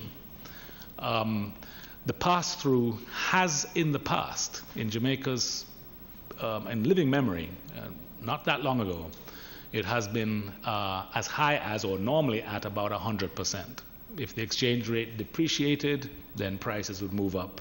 And you'd see that change in all the prices generally within the year that follows that exchange rate movement. And you'd see all of it 100%, or close to 100%. That changed a few years ago. The situation today is completely different. The pass-through has declined quite significantly, and now it is in the range of 30 to 40%. Remember, and as people rightly observe, Jamaica imports almost everything we use, even when we're exporting. So the price of goods in foreign exchange affects prices potentially directly. But what has happened as the economy has changed, as the government has changed with the range of policies over the last 5 or 6 years that have stabilized the environment, we've seen that the ability to simply pass on your prices, a price change caused by the exchange rate has diminished substantially. But added to that, and something that is going to cause that pass-through in all likelihood to fall even further, is the fact that you can observe from this chart. The chart is really representing visually what I've been talking about as the development of a two-way foreign exchange market. We did not have this during our history until very recently. And from this chart you can see that essentially somewhere around the middle of last year, it began a little bit earlier, you started to see exchange rate movements that don't simply slide. So the common vernacular, which is based on our experience of the past, our collective experience, is one that where the exchange rate moves any at all, it can tend to move quite a bit, and then it never goes back. And I think you will hear, and I'm sure people, the people of the country, of all stripes up and down the country, have it as I was going to say a rule of thumb, but I think it's stronger than that. A sense that prices, for example, when the exchange rate causes prices to go up, they never go down. So prices are sticky upwards. These are all phenomena that we've got very used to. That has in fact changed, despite the stickiness of prices. This chart, I think, shows it. I'm happy I'm talking to you today, Chairman, to this committee today, rather than a month ago, because I think a month ago, all people could draw, and everybody did, was say, oh, it's moved from the trough. They don't call it the trough, but from April, May, or from the start of the calendar year, and they just take a one direction and say, this is the slide. And I can't blame people for saying that, but the truth is behind this is not a slide, it's not one way, it is two-way, and we expect that to continue. One of the consequences, Chair, of a two-way movement of the exchange rate is that anybody who moves prices based on, let's say, where it reached at the peak from the trough, and they said, well, this is why I'm raising prices, attempting to justify that to a public. Now, maybe their input price did go up by 7, 8, or 9, or 10%. I mean, an individual, somebody might have experienced that. But they're operating in a market where people can buy goods from elsewhere. They're dealing with a competitive environment. Obviously, the less competitive your product is, the more you can pass on a price increase. That's true always. The more competitive the environment you're in, the less you're able to simply pass it on. A, your customer has to be able to afford it if you want to sell as much. But B, and more important, is that you have competitors who would be buying products at maybe a cheaper exchange rate. So we do have to start to look at the exchange rate more in terms of, I would say, for purposes of analysis at least, of what is happening with prices, more in terms of the average price. You do have to look at it in terms of what did somebody really buy their products at. And in the end of the day, we need to foster an open, competitive environment that will cause these sorts of effects to occur. And we don't have that yet, I would be the first to say. It's not fully competitive, it's not fully open to all people, and in some segments there will be market segments where there is a dominant party who is able to make such movements. And so we have to be careful about what conclusions we draw. Having said that, I think we will all see in a month from now where this rate is. If I may say, Chairman, that behind it, something that I'd mentioned in my opening remarks, if I wouldn't mind if I could just briefly repeat it, that we are not complacent about the pattern of what has been observed here. This is a new environment for Jamaica and for Jamaicans to get used to. It's important that this environment serves the stakeholders, buyers and sellers. One of the things it should yield is more liquidity, and you will notice that throughout this period we've seen, as reported, healthy foreign exchange flows despite the movement of the exchange rate. We've seen people continue to buy and sell.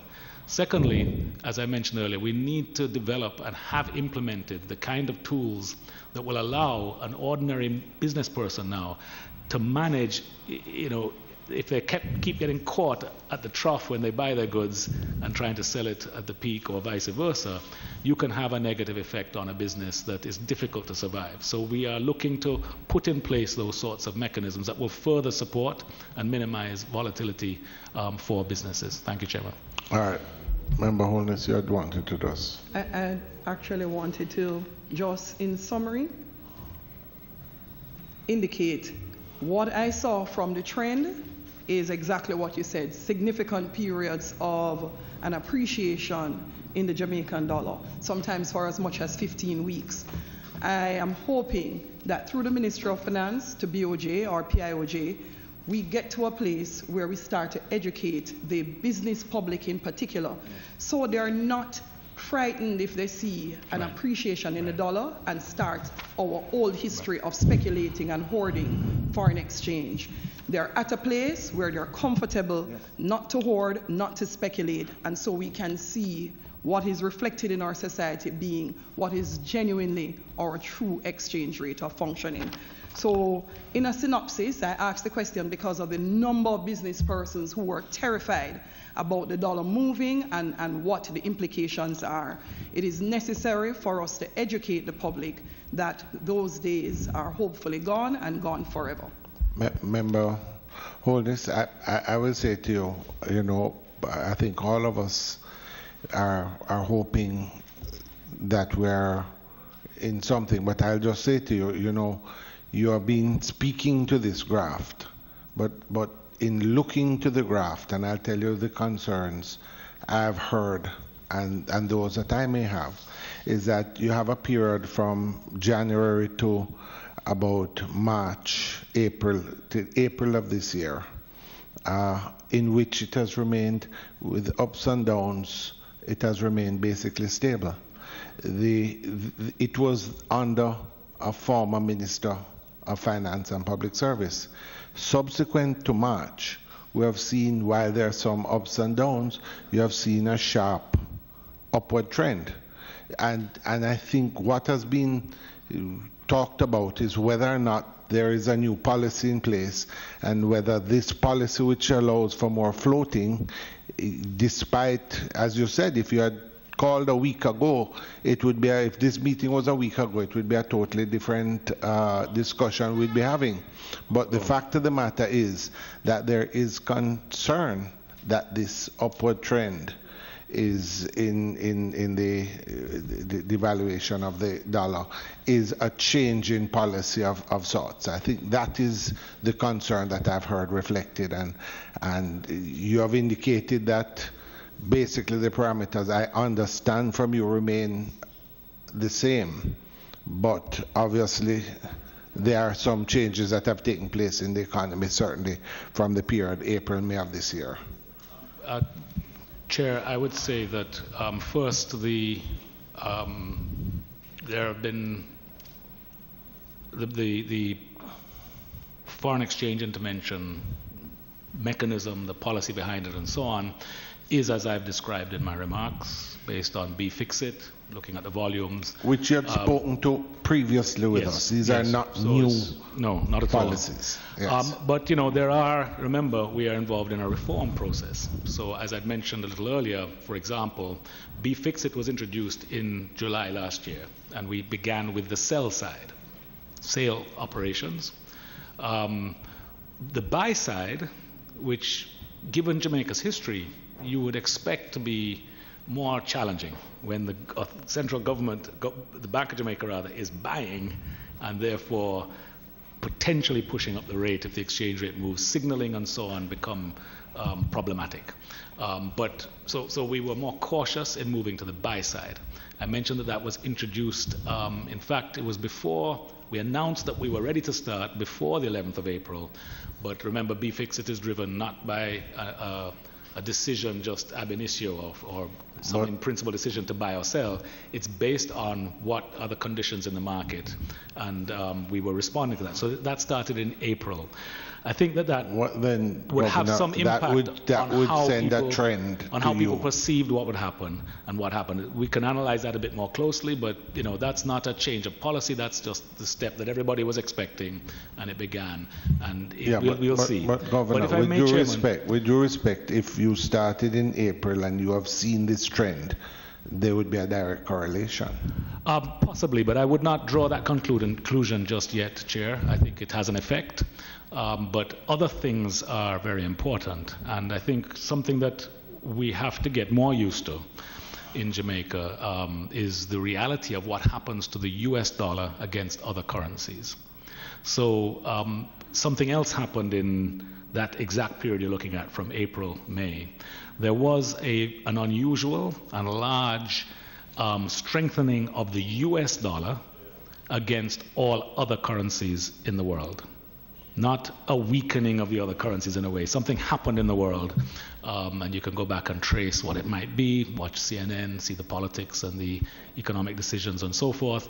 But it was a distinct appreciation of the order of around 6% that occurred during that period. Now, in the past, before these reforms, if you go back, say, 2 years, the Jamaican public would be sort of not aware of this, or it would be academic, because in a sense the central bank stood in the middle and our exchange rate wouldn't have changed.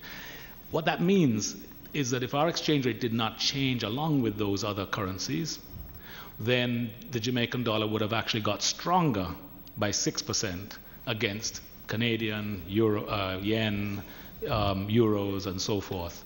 I'm using 6 as a rough average that happened, but some of the changes were much larger for countries that we are in our region, like Mexico, Brazil, Colombia.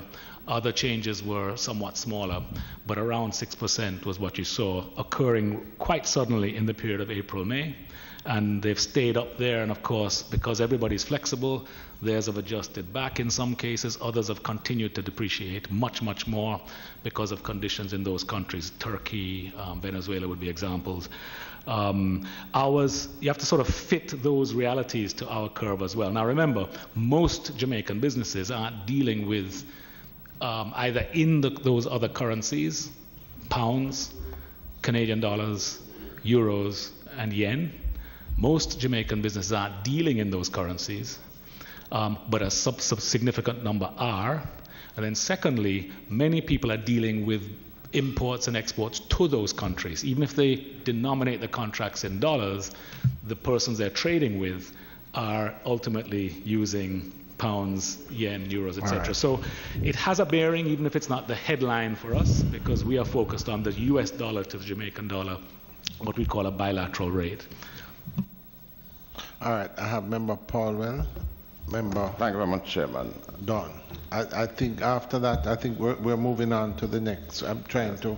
Yes, I'm just trying to inquire of the BOJ Governor, what rate of price per barrel of oil was the budget predicated on, and have you made any adjustments since? All right, members, the next item I had here was oil. If they can just give a little quick thing, we'll just tie in the two because I'm trying to move them forward as quickly as possible. So it would answer the two questions, and then we can just tie in member done at the same time. Yeah.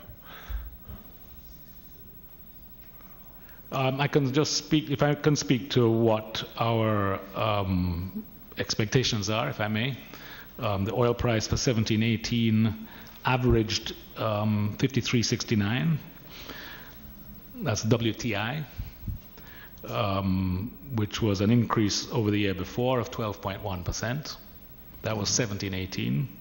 I'm just speaking to what happened. I can't speak to the budget per se. And for this year, we are now looking at 69.48 as the average oil price per barrel. That's the daily average. That's an increase of 29.4%. I believe when I spoke to you earlier in the year, we were looking at about 24 or 25 or so. I have to check the record, but we have been looking at a sizable increase in the average price of oil for the year. To put that in perspective, the oil price right now, I think, is in the mid-70s, and we are. I think we're looking at an increase that we expect it to be around the 69.5 on average over the fiscal year. Repeat. The oil price we expect to be on average 69.448%. Over this fiscal year. It's currently about 75. It goes up and down, as you know. It's important to see on what basis the budget was forecast. All right. I'll come. You mean at what the oil price was predicated? Okay. At the point of budget, we were using 56. Yes. For the layperson, that would normally affect inflation, would affect the price of oil, would affect a lot of the parameters.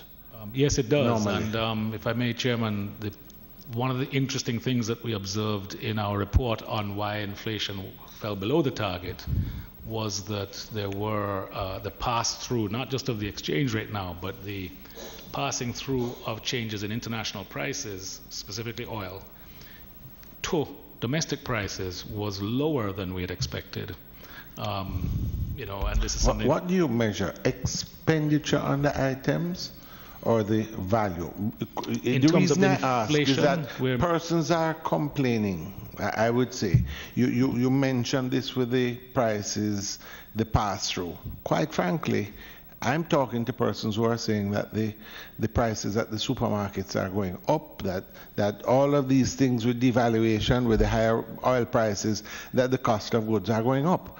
But that because of that, based on the fact that they just don't have any more income, they're spending less. So I'm asking you if this is it that it is, as you're saying, some pass-through is less, or is it that just the expenditure on these items is dropping? I'm just trying to understand, because what you're hearing out there is not reflected in what you're saying here. I think all countries have this issue with inflation generally. That was your general point. And what we're going to spend a lot of time seeking to communicate this better to the public, because I think this has to be tackled. The inflation rate that we're talking about, the headline inflation rate, is the consumer price index. It is a representative basket that reflects the experience of the average Jamaican as measured by Statin through the household expenditure surveys that they conduct from time to time. So it's not an arbitrary or abstract measurement. And it's very detailed. And things like rice and chicken, things that most people would use. Exactly. And right. Key to the measurement of or calculation of the basket is the weights attached to each different item. There are, I think, over 400 or nearly 500 items in that basket. They also survey it across Jamaica so that you can see what's happening to prices in rural areas, in urban areas, and in other towns and cities. By just looking at those indices, you'll be able to see that the price index, the general one, measures an average for everybody, but it's different if you are an urban person versus a rural person. It may be different if you're in one type of city from another. Yeah. Equally, and very importantly here, I think, is that we have different baskets for each of us, different different income brackets have different expenditure patterns. Okay, quite apart from the individuals, just different. We shop in different places, and I think that, the anecdotal sense of what's happening to prices is obviously it's important to listen to what people are saying, but it's very important with inflation that we actually have a rigorous, robust method of actually adding it up. I think I can say I'm very satisfied, and I think Jamaicans have good reason to be satisfied that the measures used by Statin to deal with this question are robust, are sound, and are have a representative. historical basis too. These are not new. And they're representative. And so, but I think we have to recognize that we are focusing on the average Jamaican, and almost most people we meet aren't average. It's the nature of averages, okay? But it's also the average Jamaican has an income level that is perhaps not as high as the income levels of those who perhaps may be, there are different people, different voices that we hear. So the result is, there's a supermarket that I know that I shop in, and I'm certain that the price movements in that supermarket do not reflect the CPI. But the reason that this is an issue is that just little things like electricity, or I'm just talking basic things. I haven't met anybody who has said that it has gone down or remained the same. So I think, Chairman, but that's a good example. Now that's one where everybody has to pay the electricity price.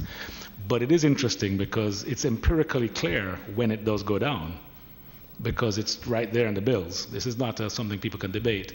But I think what you described, I've had that as well. You don't hear anybody. It's hard to know anybody who will say my electricity bill went down, even when it did.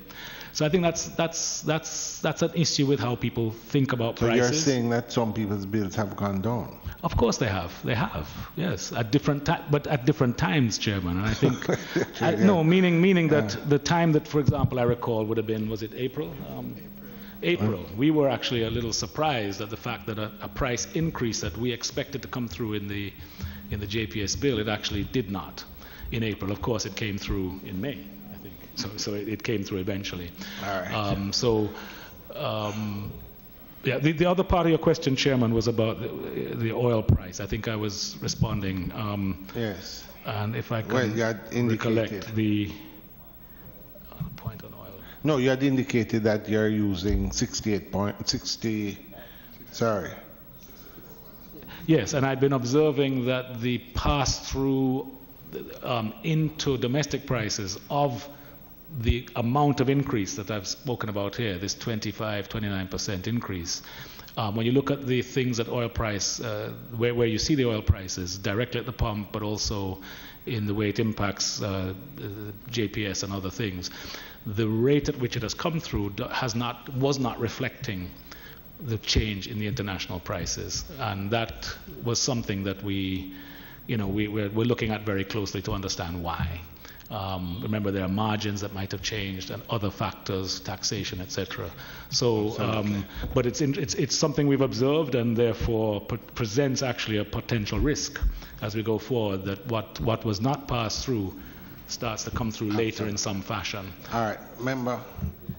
No, I've member done, and then I want to move on. We have gone through a large part of exchange rate. I'm hoping we can just tidy up and move over to the supplementary budget we are running. Yeah, Mr. Chairman, it's amazing how in 2018, today, we discuss positive growth rate rather than negative. We discuss very low inflation rather than 40% inflation.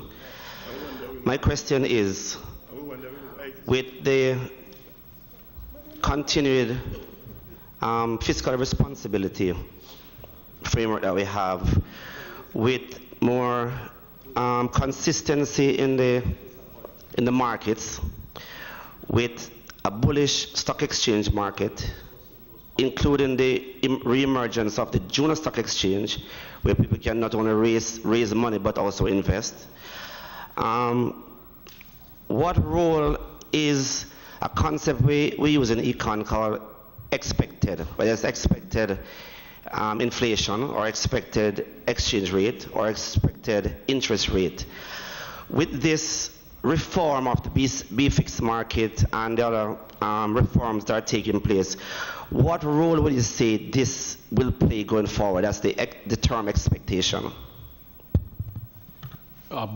We expect that expectations will, which play a significant role in in inflation, in what inflation ends up being. Expectations in Jamaica play a large role in what inflation will be. We expect that role to continue to increase. We expect that what people think is going to happen is going to generate, have a greater and greater effect on what they do in terms of prices. And we want to encourage that, if you like. There becomes a feedback loop with inflation targeting, where the greater the credibility, meaning the believability of that target in the minds of the very stakeholders all across Jamaica, big man, small man, up and down the country, householder, farmer, corporate titan, etc., everybody, in the minds of those folk, of Jamaicans, what do they think inflation will be? And if we are able to successfully converge the belief of what inflation will be around a target that is a believable target, people believe it will be that because they are convinced that the authorities, the mechanisms, the machinery of the state can deliver on that target and they can hold someone accountable to it, then you will have, if you achieve that, what we would call in economics, in policy, an anchor that is inflation, an anchor for expectations, an anchor for everybody to build their plans around that because it's believable, because it's credible. And this is not something that you make people believe by persuading. I mean, you do that, you try your best, but they believe it because to them it is true. It is how life is. So in a way, the way that in the previous question, Chairman, about the exchange rate, and the view of a slide and that it's just going to keep going, that history, that's baked into people's minds and thinking because of experience. It's a reality. Everything else can sound a little bit like theory and you're just hopeful. But that's been our reality in Jamaica. We've been changing that reality through some of the things that the members have spoken about. It has changed. This is one that we now have to shift from that sort of automatic sense that if the exchange rate moves, that's what sets prices, to one where the target, a credible target for inflation, okay, is actually what people believe inflation will be, more or less. You can have different views. And so people will respond to that, and that should cause the actual outcome of inflation to come much closer to the expectations. There will be shocks, Chairman. There will be things that will happen that, you know, objective reality, like an oil price shock or a change in agricultural prices, those things will change prices from one moment to the next or one type of product to another. But overall, if the average price increase will be managed to achieve the targeted level, that becomes an anchor, and then you get a positive feedback loop between what is announced as a target, what is achieved, and what people's expectations are. Okay, all right. Thank Members, you for the question. I want to know if there are no more questions. We've been dealing with sort of the projected outcome and the fiscal policy paper. If there, I want to move now to the supplementary budget, if we may. If I don't know, I know if the PIOJ and the BOJ would like to stay, by all means. I don't know if we're going to need them for this section. So if you, I know you have a presentation today, so if you would like to go, by all means. There, at some stage, you had given a report to us, PIOJ, read the effect of the indirect tax policies are more direct, and it is our intention to sometime later in the course of our proceedings to ask you to come in just for us to have a discussion on that going forward. All right, with that, thank you, and all right, so we're going to now move, FS, to the summary of the estimates. What I would seek to do, members, we have here if you turn to page 4 of the report that was given to us by the Ministry of Finance, if we could just take it to the midway in page 4. And FS, if you just want to say a few words about the summary, but it's all here in writing. I don't think we need to do too much. But what I would seek to do, members, is to just follow the order. And as we follow the order, we can move through this. And then as we do the various agencies, then they can go, so as we don't keep them too long. Have you been able to contact Petrojam? Ah, there you are, Mr. Hudson. Good to see you. Okay, so let us, we can leave that.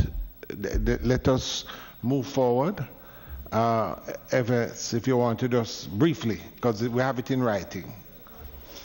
Okay, so the supplementary budget essentially moves the approved budget from 773.7 billion to 791.1 billion, a $17.4 billion net increase. It's actually comprised of 17.7 in additional expenditure and a reduction of 333 million on the amortization side. The non-debt budget is where the bulk of the increase arises. That's a recurrent budget? Not just recurring, both recurrent and capital, but the non-debt. Recurrent, yes. So we move from 449.5 to 466.1. The debt servicing moves from 289 to 289.9, so it's a $0.9 billion increase.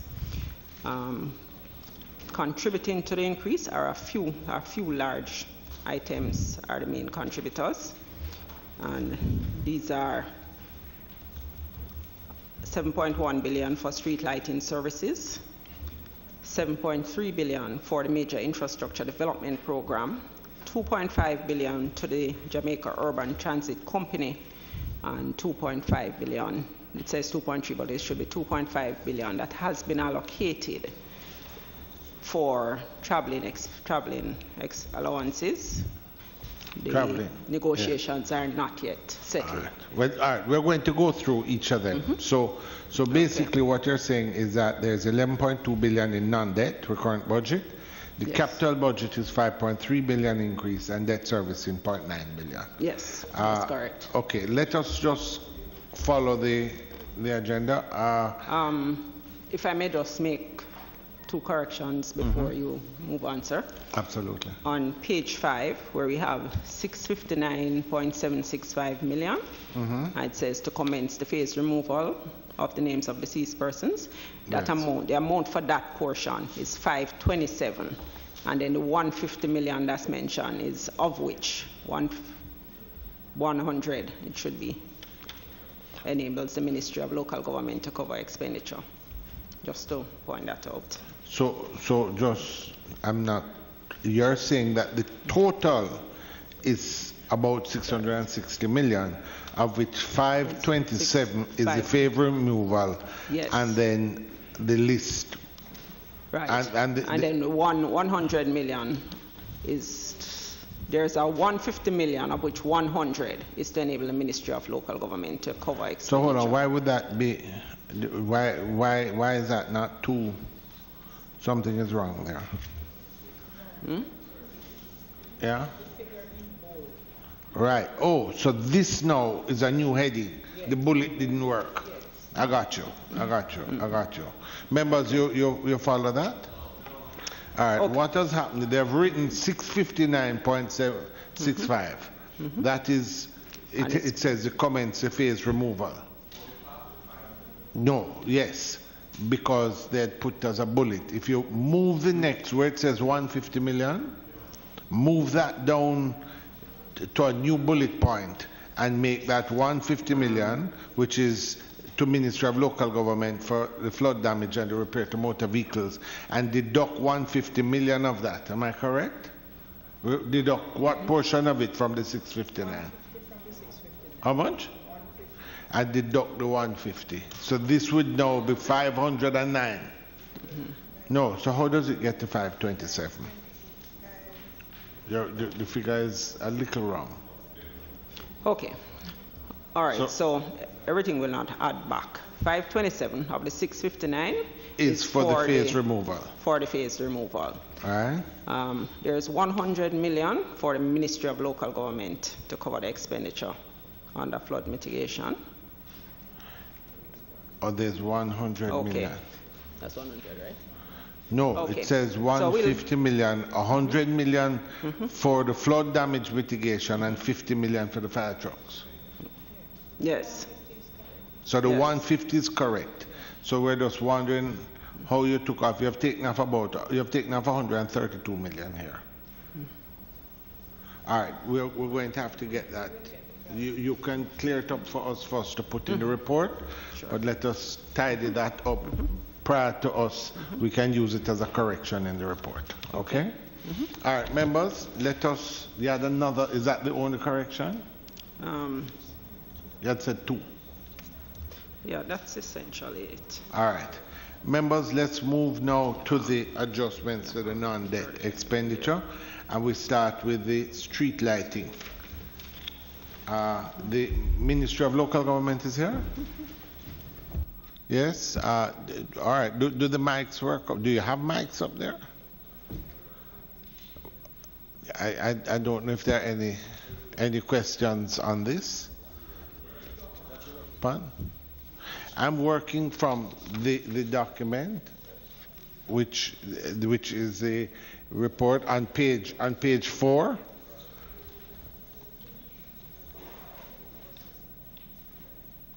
Yes, we're ready to jump in. You're up.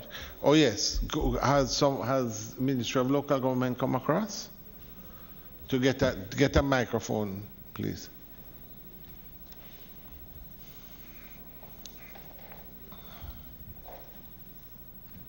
This is the only increase to the Ministry of Local Government? No, there was another. So we're going to take here this and the 150 million for special flood damage mitigation and repair fire trucks. So we can take those two. Those are the only two for local government. Am I correct? Okay. All right. So members, both the questions on flood mitigation and fire trucks and the street lighting. Member Holders, you wanted to? Chairman, for me, street lighting stood out. $7 billion for street lights, even if it is that we have arrears, is absolutely ridiculous. I am not sure what it is that we plan to do from a local government level, but I would recommend when next we see the local government ministry that we have a full audit in what it is that we are paying for. It would be wonderful to dissect how much of it comes from the markets that we operate, that is basically free light, because everybody can just string up and use light as they wish in all the arcades, in all the markets across the entire country. How much of it is coming from street lights that are not working, because no matter how much we as members of parliament beg for the street lights to be fixed in our constituencies, they are in darkness. So is it that we are paying for street lights that are not operational? But I'm very concerned, and I don't know how you can lead us and in what direction as it relates to how much we have to be ciphering off for street lights. And certainly,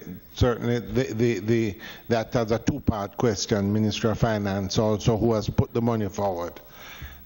In other words, I think the question is the policy behind it and how this payment is going to affect the provision of streetlights. Chairman, I would love us to tie the payment that we are going to be asked to approve here with the ministry doing an audit into exactly what is happening. Well, remember they did the audit. They did the audit in the summer. They had gotten students and so forth and done this audit. So we are hoping that this payment is to ensure. In other words, in giving this payment, one would expect now that all the street lights that are not working would be repaired at this point in time. So I think, Minister of Local Government, maybe you can enlighten us.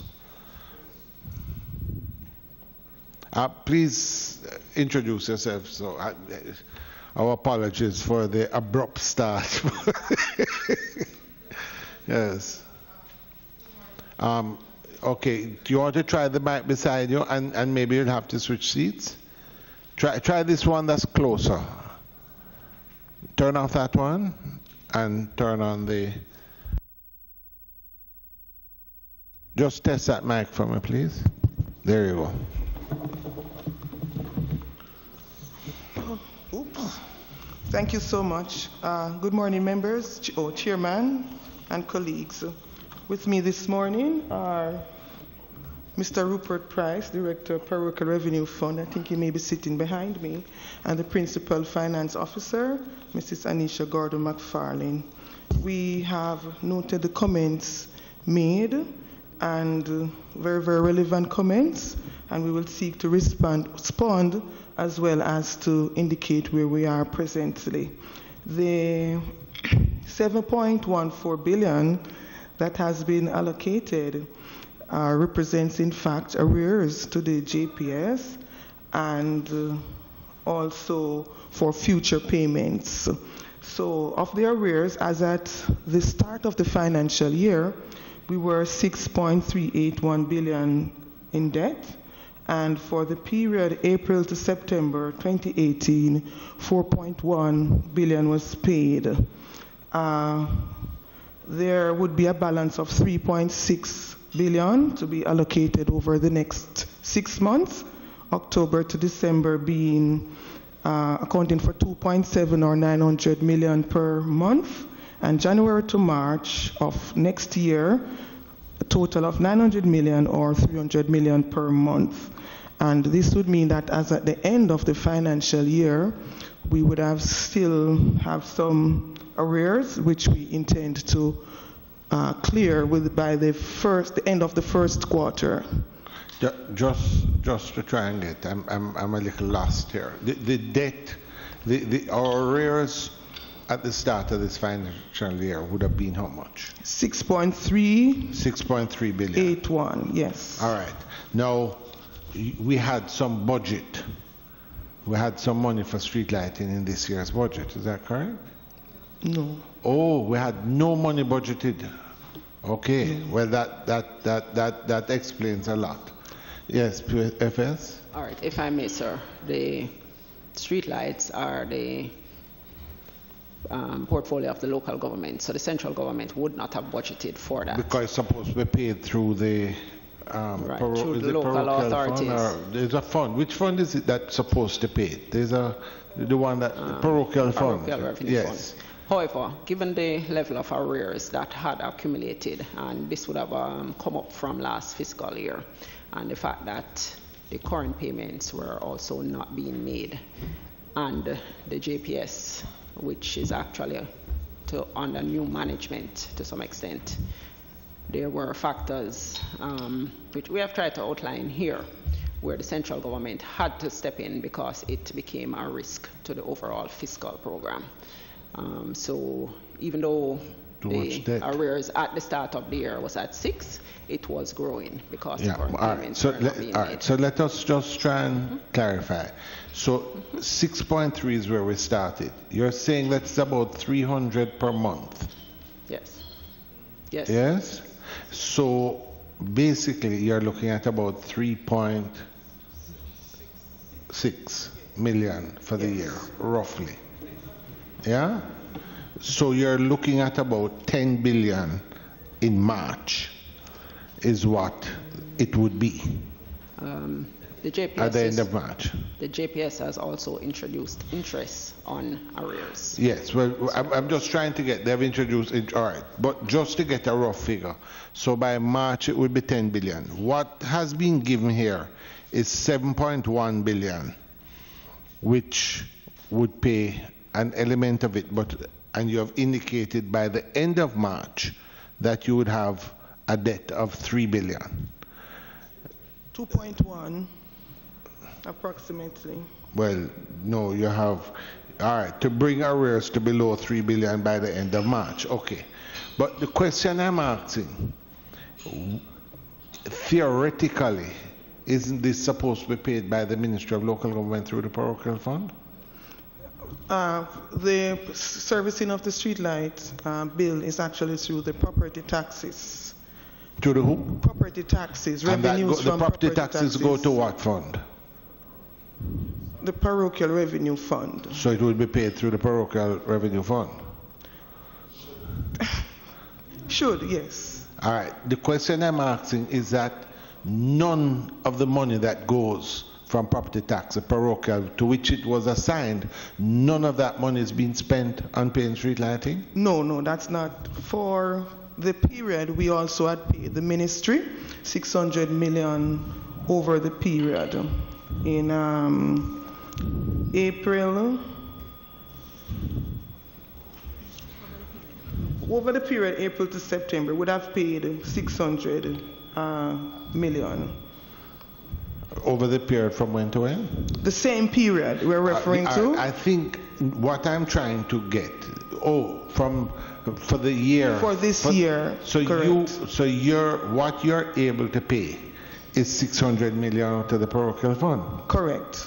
So my question to you would be, no, I'm not, no, I did not.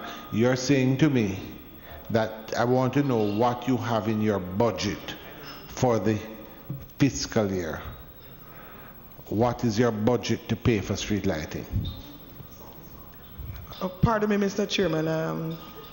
Could you please repeat the question? I'm just saying, for the fiscal year, in other words, we have these numbers. Oh, could you turn off the mic down the bottom for me, please? Yes.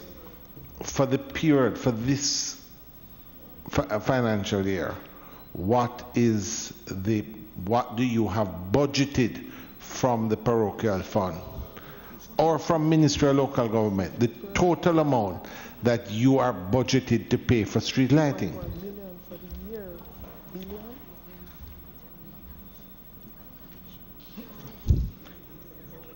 Yes, I'm advised it's 2.1 billion that is budgeted based on the targets for the property taxes.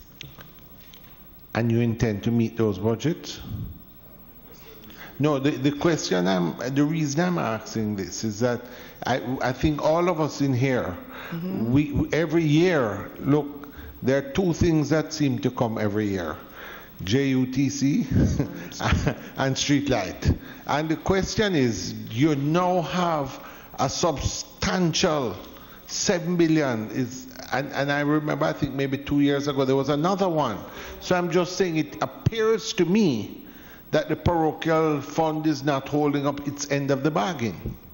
So I'm just trying to factor in what the level of your intervention is, so that either the Ministry of Finance or we in our recommendation to the government we have to tidy this up. It can't be that, look, at the end of the day, what is the problem? Every one of us sitting in this room have a problem with JPS. Everyone, there's no community you go to that people don't ask you to fix the lights that are not working or to install lights, and we can't really go with any aggressiveness because JPS then says to you there's a debt over our heads. Not only that, There's a program that has come here 2 or 3 times through successive governments to change out LED lights. And we are all united in wanting to see this program happen. But again, last year, at each one of our committees to deal with the finance, we hear the debt is a bit of an ignorance. We were to have started, if I remember correctly, the corporate area and get that done quickly. But we do know that there's a problem with the debt. Now, it's one thing to pay down the debt. It's another one to keep it down. And if the parochial revenue fund was put in place to accomplish this and it is not serving that use, then we have to make some recommendation to Parliament. So the question is, what is, you had a budget last year. How much did the parochial revenue fund spend in the last financial year towards street lighting? 3.8 million, 3.8 billion, 3.8.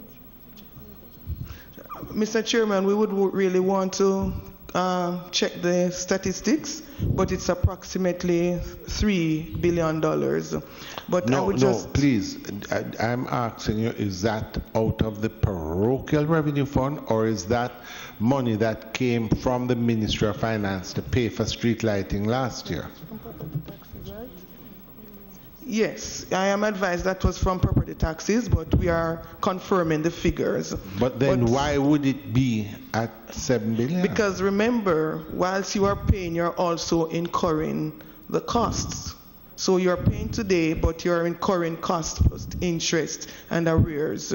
And I would just also like to indicate that whilst we were able to do that in the last financial year, there are other calls on the same fund to which we also have to pay attention. So it's a matter of prioritizing and allocating as the needs really are present before us.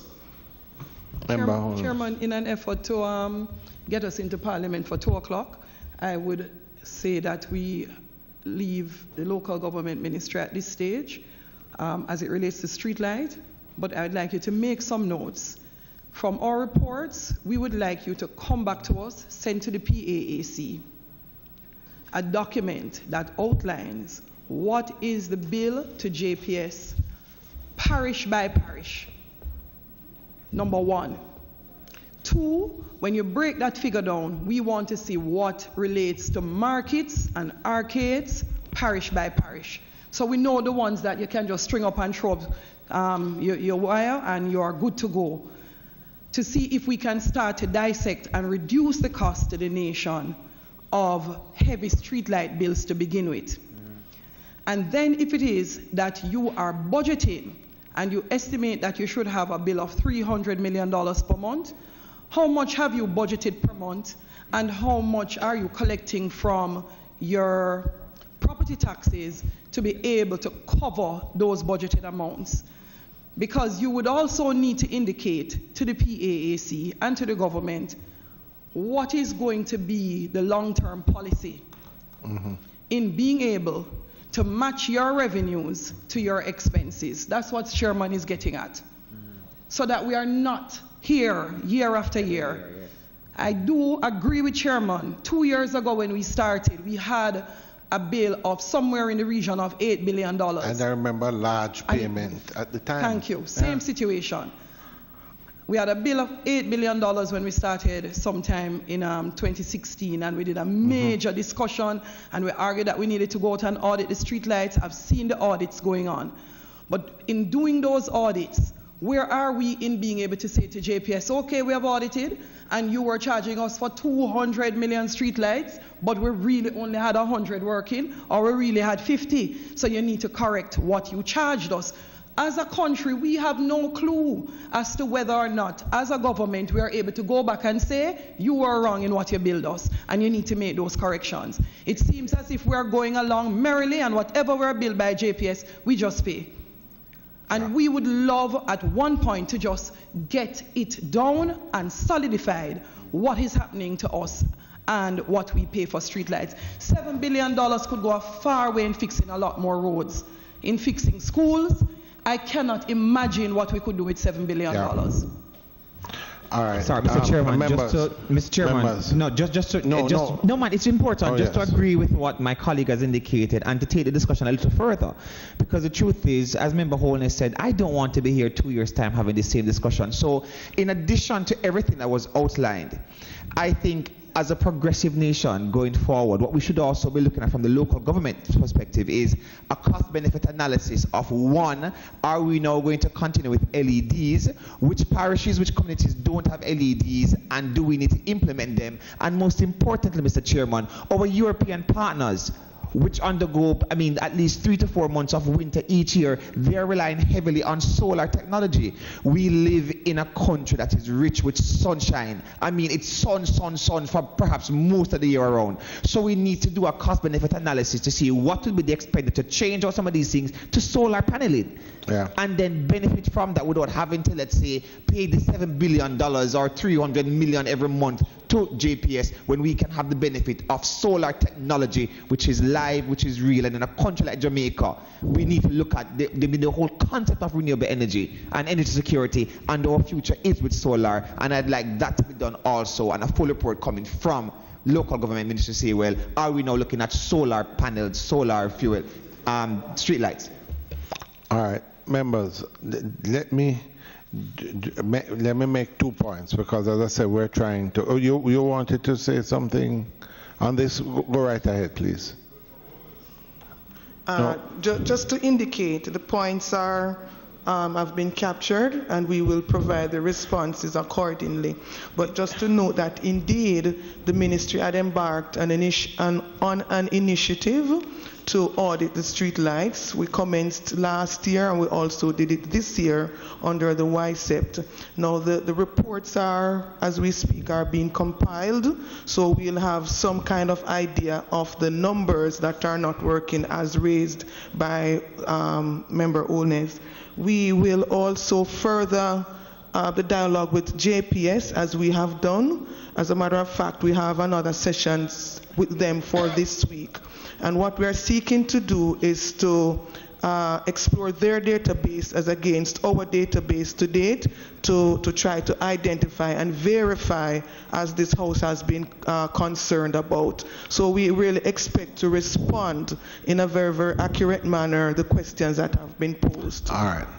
Members, just as we come to the end of this section, I'm going to ask, well, I want to ask a question on mitigation, but just on a point here, I think just to help with the report, it is important for us to just be at one. I think the concerns that we have here is, one, that we all want to see a reconciliation of this budget that comes every year.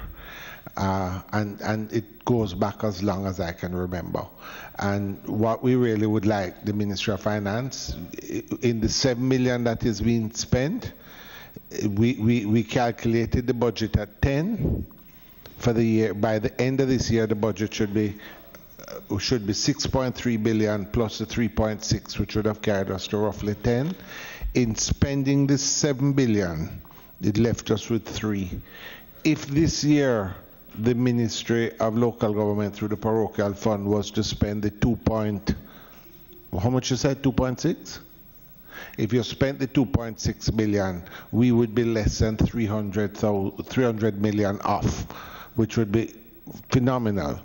What we would really want to ask is to ensure that the Ministry of Finance, that we can just regularize that once and for all.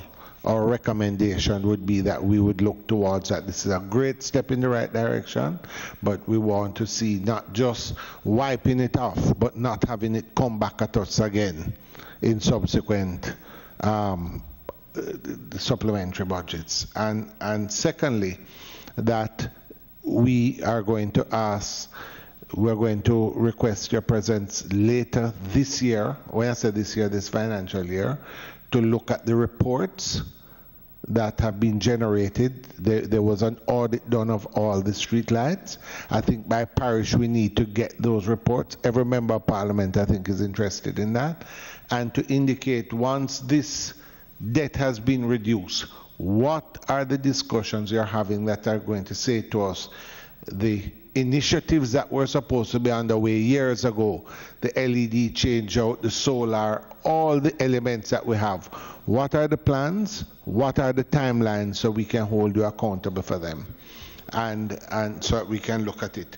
So members, I think that if we can make that just as a recommendation this afternoon, if we're all in agreement at one. Just a quick question, because the $2 billion would come out of the PRF, which would come from property taxes.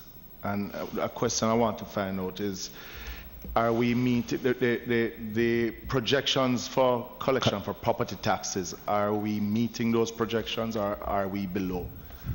Because that would determine if you will even be able to get that $2 billion to pay. Okay, the property tax collection is running below, and we're expecting it to come in below for the full year. So how much? What percentage? Yeah. All right.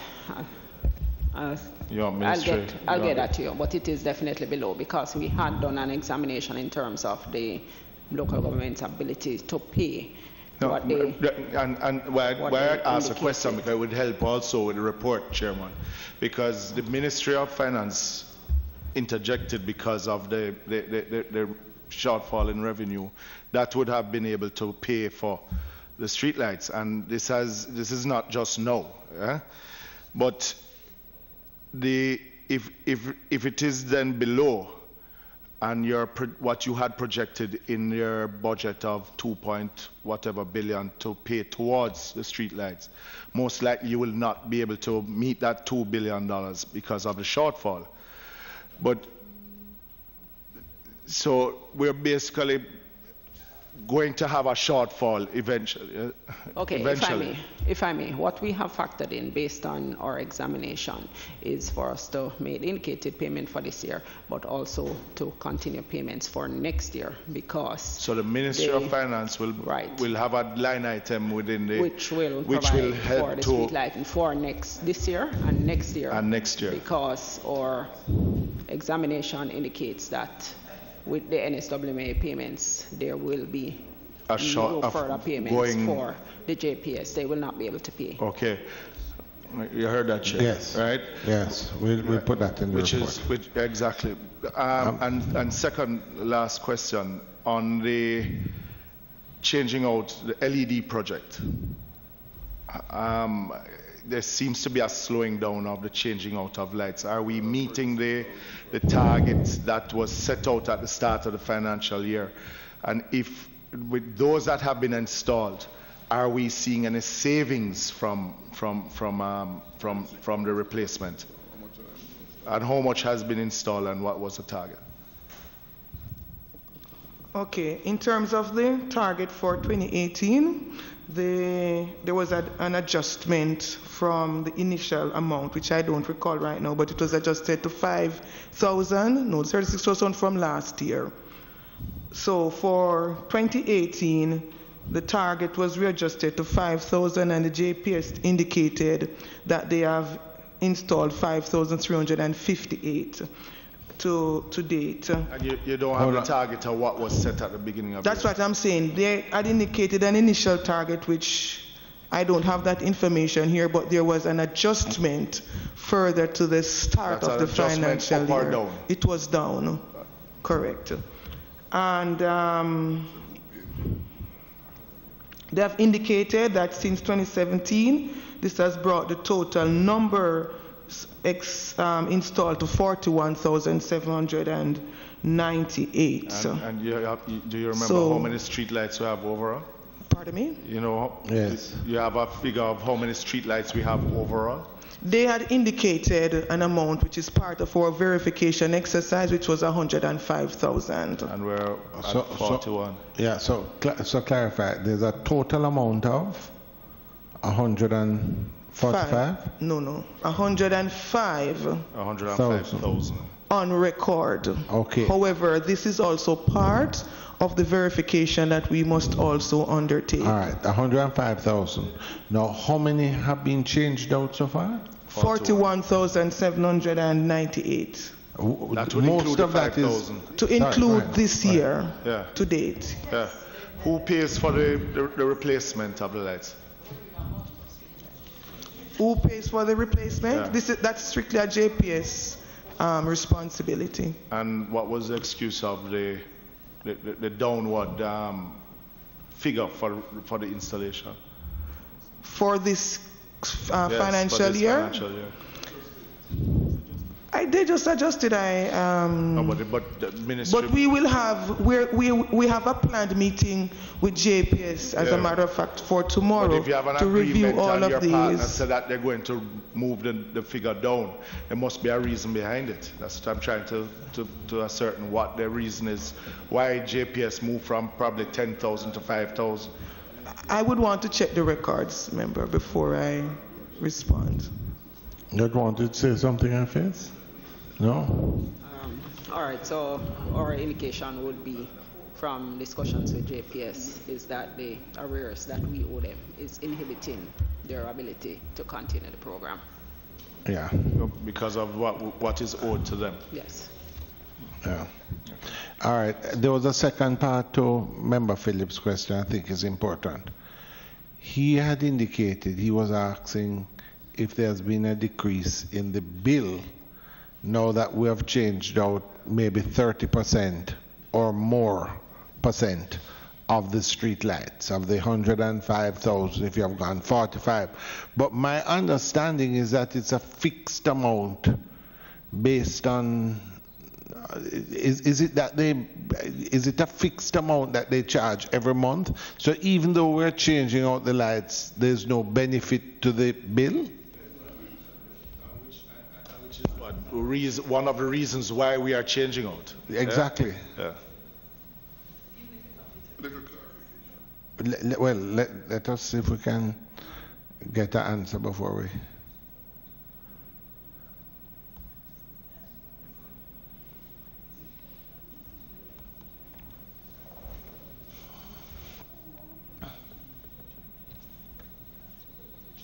As they look, can we be reminded what it is that the PRF takes care of? Because it won't affect streetlights alone. It's garbage collection and what are the other variables that it affects, because it doesn't necessarily affect all the variables. They've chosen not to pay streetlights. So if they're collecting less, they'll prioritize what they're paying. I think we need to, what has come out of this is a need to look at the PRF, because if the property tax is coming in so low that is affecting these things, we're going to have to ask them. So there's so we just have to fast forward the meeting with local government, I think. But for today, I think we need to focus on to try and get, we're running behind, but there's no getting around the need for these answers to the Parliament. You're trying to calculate. We were just trying to, from the information we have received, it appears it's a fixed rate.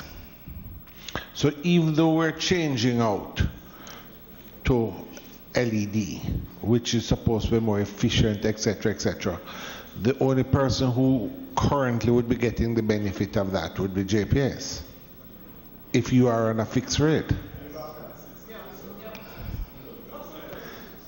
No, but one would think that this would be at the kernel of our negotiations with them, because this is the basis. This 300 million bill every month is what is creating, it's breaking the back of poor Ms. Morrison and Ms. Jarrett. And Mr. Chairman, what I would like to say is that all that is being said today is well recognized, and we accept that.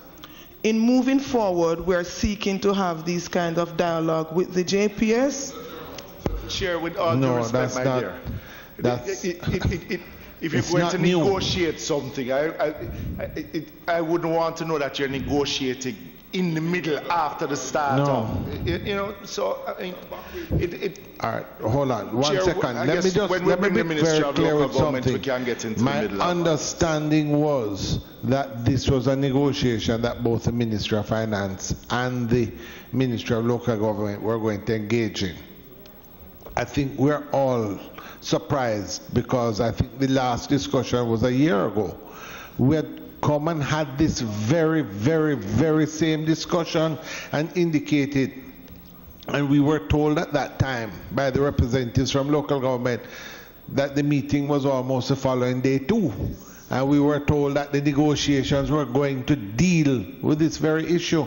It affects all of us. It cannot be that all this process that has been put in place to decrease the expenditure on street light and none of the benefits are coming to the people of Jamaica. Chairman, she would need, member would need to, we would love for the local government to add that to your list of things to do, because it would help in terms of being able to comprehensively address the concerns we have. The flat fee we knew of, and that's why we've been asking what happened with the audit. Because if you were paying for 200,000 streetlights and you're really using 100,000, even with a flat fee, we should have benefited. And as Chairman is concluding, again was the concern of LEDs.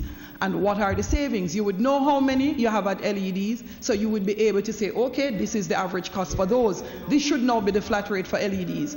So I know with Parliament due to start very soon, at this rate, we're going to have to ask you to note it. And Chairman, I don't know what the other members believe, but I think after we deal with, I think that with our Nessal, report, we need to have local yes, government we will. And what I would suggest, member, is that the recommendation that we make today to Parliament, that obviously it has to be kicked up a notch, that we are going to ask Parliament to report to Parliament that this negotiation really has to be taken at as senior level as possible to ensure that we deal with it once and for all.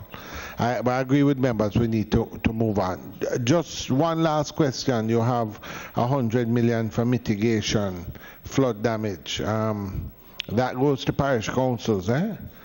Yes, sir.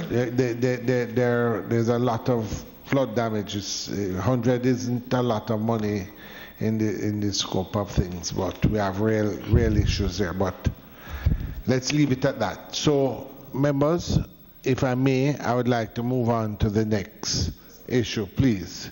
Is it your member done? I'm going to ask you to be as brief as possible, please. I would that never is do actually anything good. like that.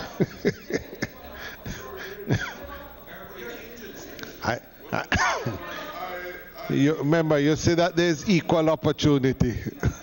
Yeah, please, members. All right. In case I realize that there's a 50 million. Hello. 50 million with regards to fire services, right? I'm from Southeast St. Mary, and recently our fire truck was out for 46 days. I mean, we only received a fire truck recently. I noticed, maybe I can be corrected if I'm wrong, that the repairs are taking far much longer than they should. That's number one. And number two is, maybe I missed it, but I have not seen any allocation for the EMS services and the continuing rollout of the EMS service with the fire service.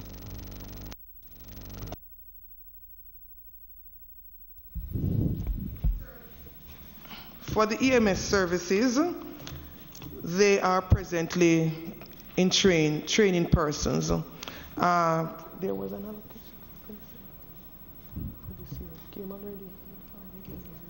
Right, and there was an allocation within their routine recurrent budget for 2018-2019. However, the allocation you're seeing in the supplementary estimates is in particular for the fire engines based on what we were experiencing as of this financial year. So 38 million is towards the rehabilitation of trucks and 12 million for the sustained routine maintenance up to the end of the year. And that will ensure, based on our dialogue with the JFB, that all our fire stations will have a running truck. All right, members, I think that when we call back local government, we need to go into a little more depth with this, because I think we all have some concerns that could be raised here.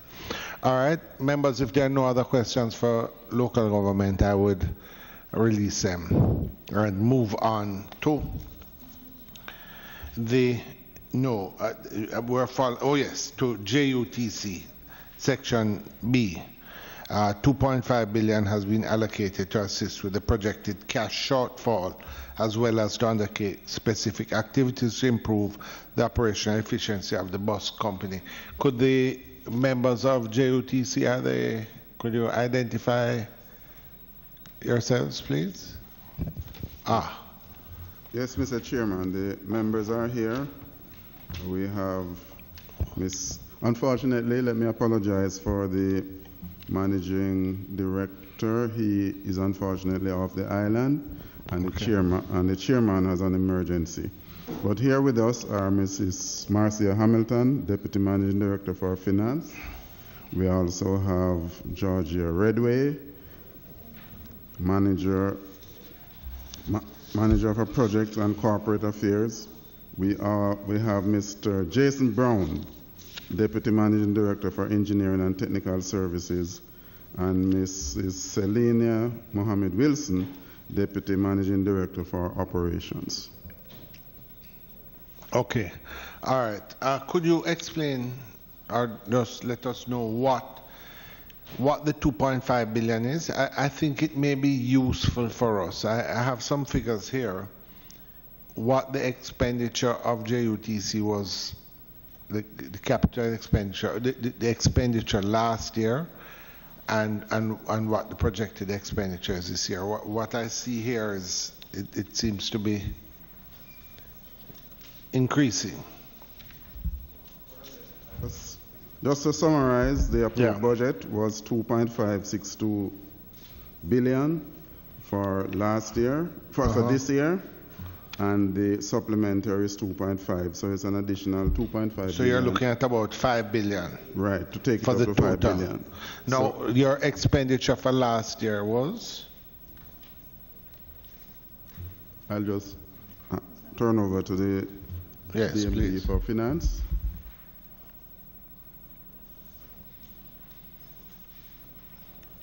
If you could just give us the last 2 years. We just want to get a basis of where we're at, just a general idea of what the expenditure of JUTC is.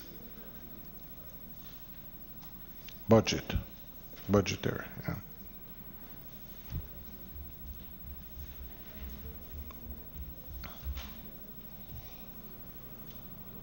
$11 billion for 17-18.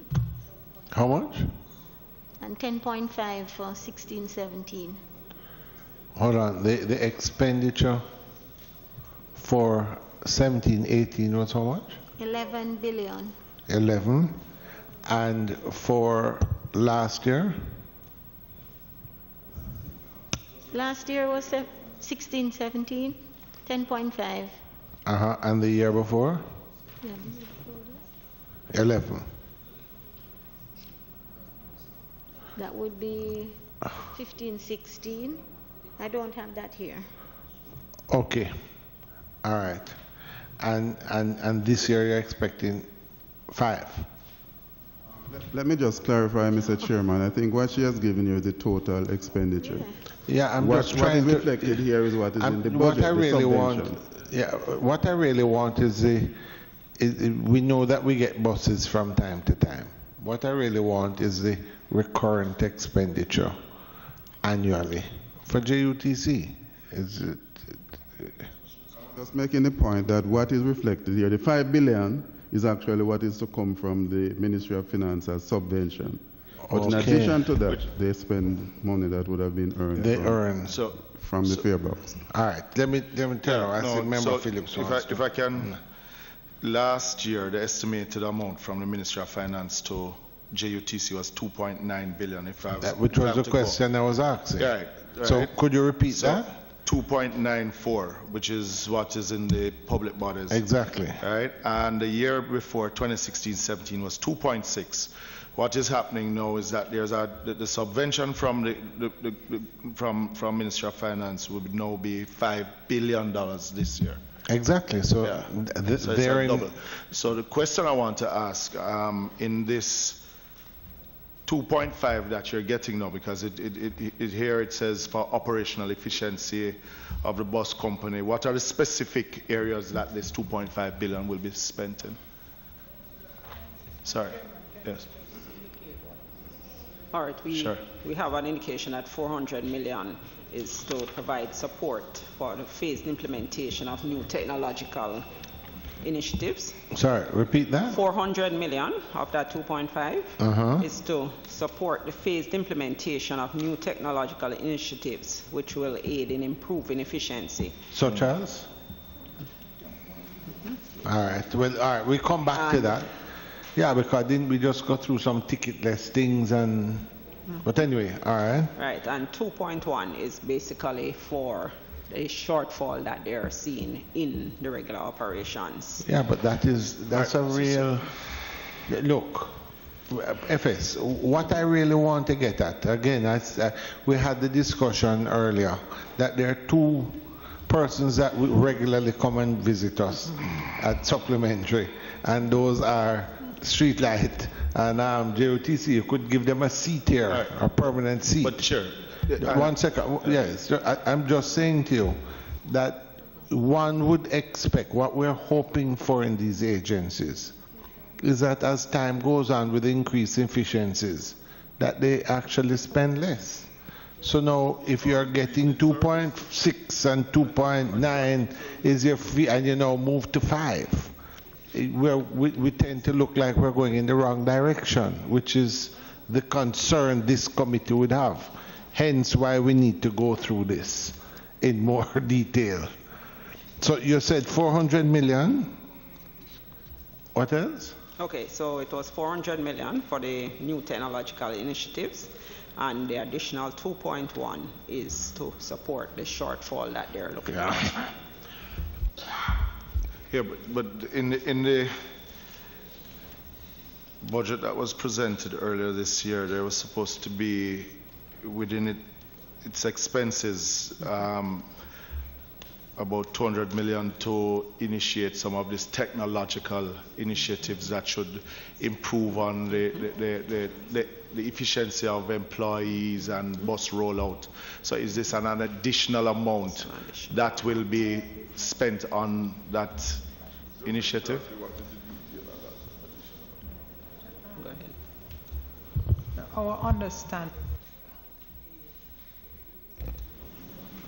Our understanding is that there will be a shortfall in their cash projections for the year. That will be 2.1 billion, and that is to meet their regular operating expenses. Included in their budget that they would have submitted,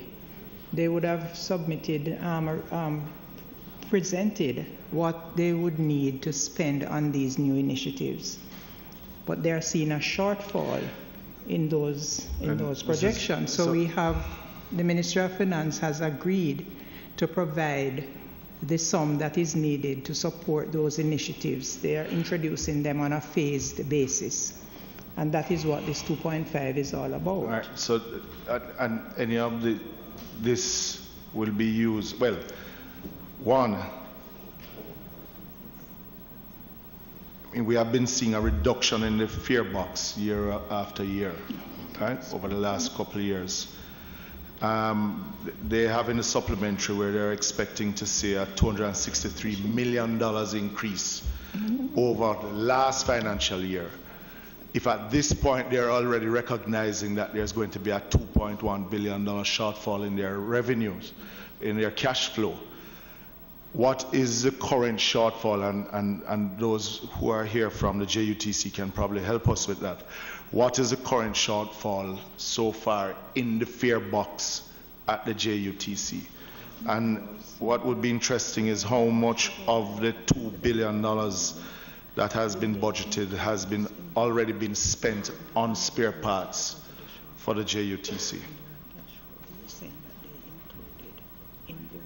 The shortfall in revenue to date is about 300, just under 400 million. We are 60% behind revenue up to end of August. 60%? No, sorry, 16%. Oh, you frightened me a while ago. 16, 16%. So you are... We budgeted to do in revenue 2.15 billion. To date, that is to end of August, we did 1.82 billion in revenue. So you're 16% revenue now, so that means you have less buses also running out. Yes. How many buses do you have on a daily basis running out? My average for August was 346, so we are behind budget by 80 up to end of August. We run out anywhere, well, the average for August was 346. And it improved since September to just under 400 per day. yes, and you were hoping to go up to 473 buses. You're hoping to achieve that by what you had presented earlier, beginning of this financial year. How many buses is it that, and can you give us a figure on what has already been spent on spare parts, and how many buses is it that we have that is parked because of the lack of spare parts? Spare parts spent up to end of August was 496 million. How much? 496? 496 million up to end of August. So is it that we're not getting the money on time from the Ministry of Finance? Because there's a budget of $2 billion here on spare parts. Yeah, we had budgeted close to 2 billion for spare parts. 1.2 billion was approved. 1.2 was approved? Yes, approximately that. Mr. Chairman, I can just point out that for maintenance of buses, the Ministry of Finance has in fact been cooperating in terms of meeting the needs. For maintenance of buses, 575 million has already been allocated to JUTC, and total of the $2.6 billion budgeted, 1.7 billion has already been allocated to JUTC up to the end of September. Yeah, but despite all of that, we're still seeing a 16% shortfall in the fare box. And if I'm to add this $2.5 billion that you'd be getting now from additional from Ministry of Finance, the JUTC is probably looking at a loss of close to $10–11 billion this year. That in itself, Mr. Chairman, should be of grave concern. Repeat that.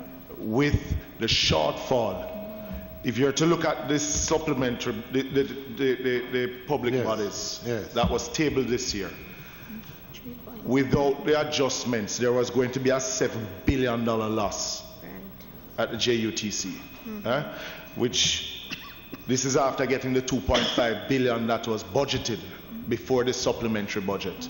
You are 16% down in your fare box, and you are getting an additional $2.5 billion from. So the JUTC, instead of a $7 billion loss, you're looking at close to about $11 billion loss. And I've raised it on numerous occasions, where nearly 60% of your buses are nearly 10 years or older, without changing out some of those new buses, and spending in excess of $2 billion on spare parts. We're going to continue seeing the hemorrhaging of the JUTC. All right, I see. You want to respond to that? Mr. Chairman, the figures presented in the public body's budget had a lot of wish lists by the JUTC. So some of the things that, so we don't want to double count. Some of the things that would have contributed to the loss, some of the planned expenditure are actually things that they might not have been able to do had they hence not the spare parts, Permanent Secretary. The spare parts. No, if you budgeted $2 billion and you're only getting 1 point, that is approved, then you're even in a worse position. That's the point I am making, Mr. Chairman. If you budget 2.2 billion for spare parts, you get an approved budget of 1.2. The way the public body's budget is presented is that the 800 million is a loss, and there is something wrong with how that accounting is done. So that's the very point I make. Members, I think after the last supplementary budget, it was recommended that you go and sit with the infrastructure committee, because there's a real concern. And I will tell you, as a member of parliament representing a rural constituency, I understand the importance of having a good transport system within your major cities. There's no denying that. But it cannot be at any cost.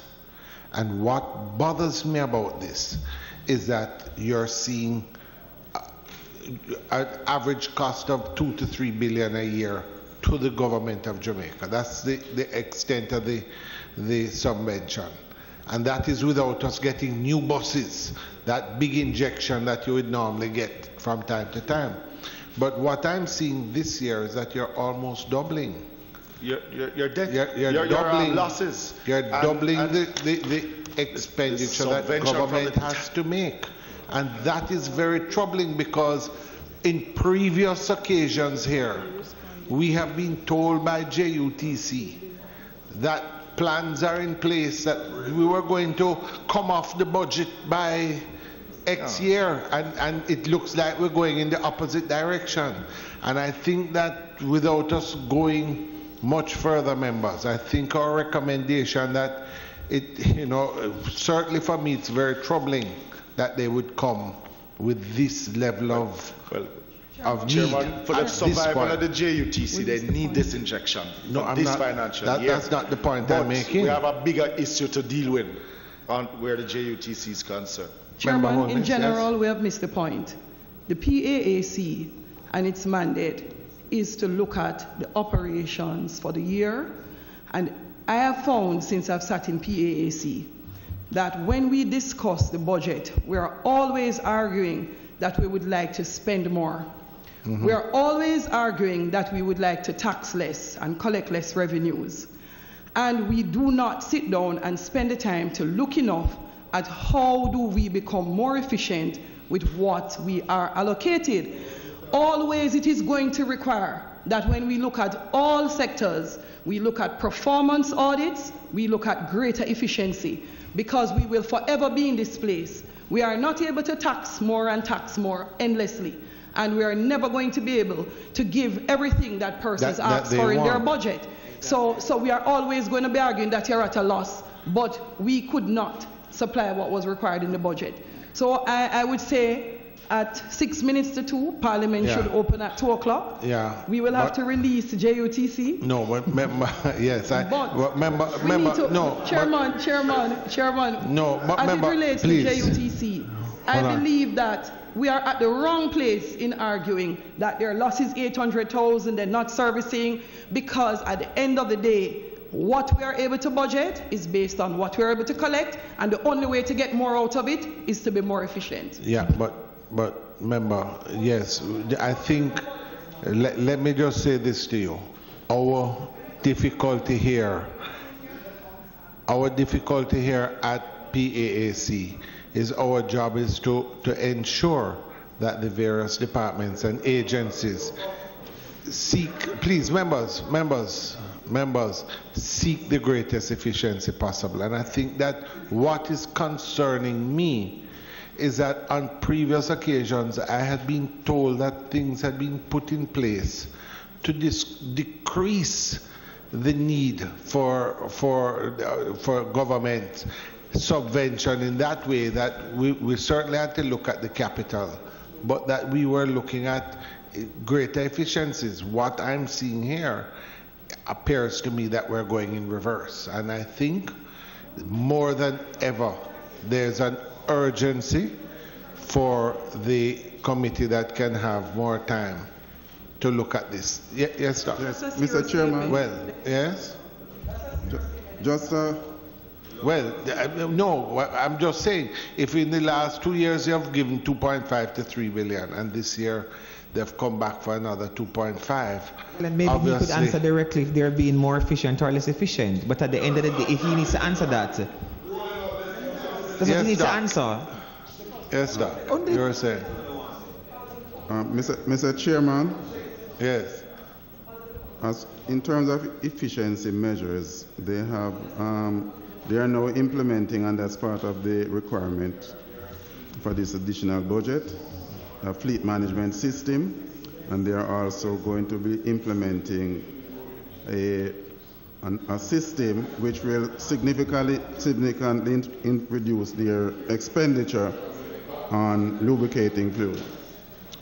The impact of these efficiency measures are not going to be seen immediately, but we expect that they will be reflected in next year's expenditure. They have also been crippled by some significant debts, some of them at very high interest rates, legacy debts that they have been carrying over time. And the provisions over the years have never been really sufficient for them to service some of these. So we are expecting that the additional allocation will put them in a better position to deal with some of the outstanding issues, some of the creditors that they have been deferring, and to enable them also to enhance the refurbishing program to get more buses on the road. Can you give us some of those debts, legacy debts that they've been carrying over? What are some of those? And quite frankly, are these debts that were, in other words, they weren't addressed at any point in time? Because, what are some of those debts? Yeah.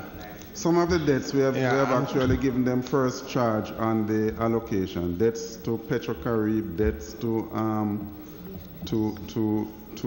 Guardian Life, but they also had debts to NHT, legal fees. No,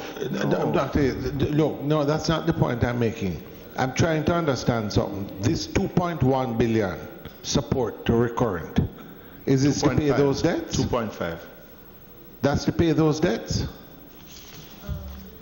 It will improve other things. No, that was not my question. The reason let me just say this, please. The reason I'm saying this, and I'm trying for us to get away from making this, there's just a very simple thing. If the subvention of government is approximately 2.5 to 3 billion a year, and you have come back this year for an additional 2.5, it must raise concerns to the members of this committee. And you have just said 400 to measures to improve, but 2.1 for shortfalls. If you're getting 2.1 shortfalls now, we're in real problems. And I have not gotten a real sense from you that is this something that just happened over the last 2-3 months, that something happened, or is this something that's going to continue? Are you going to come back here in January for the next supplementary and say, well, it's still shortfalling? We need to know, because this is a real concern to us. I would like to hear from Minister of Finance.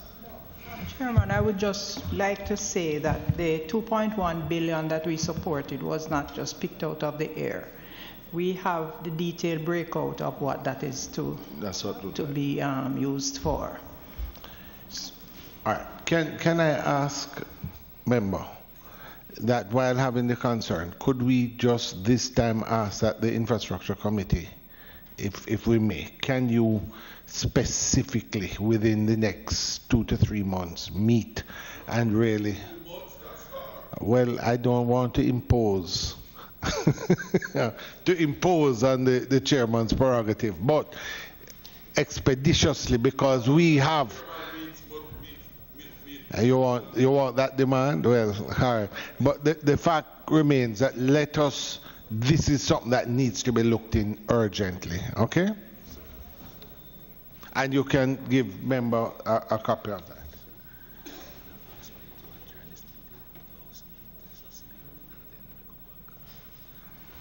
All right, members, there's a request that we do have the NWA,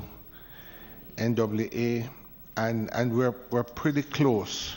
Mr. Chairman, to on a the point end. of order. I think we can run through, but there's a request that we adjourn to allow the House to start at 2 o'clock, adjourn, and then they would suspend, sorry, and allow us to just continue, just as a formality.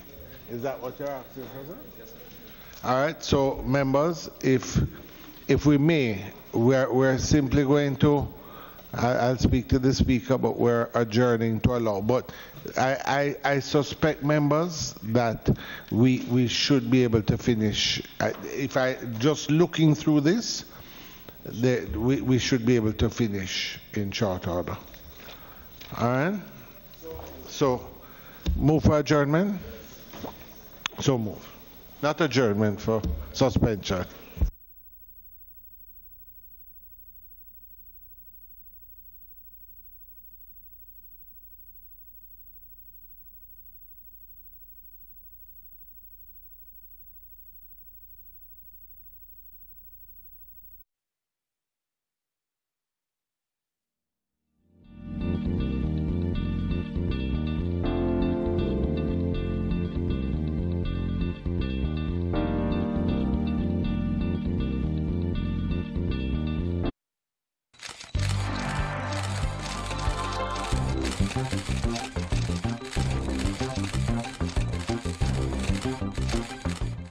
We tend to see the smudge on someone else's mirror and forget the crack in ours.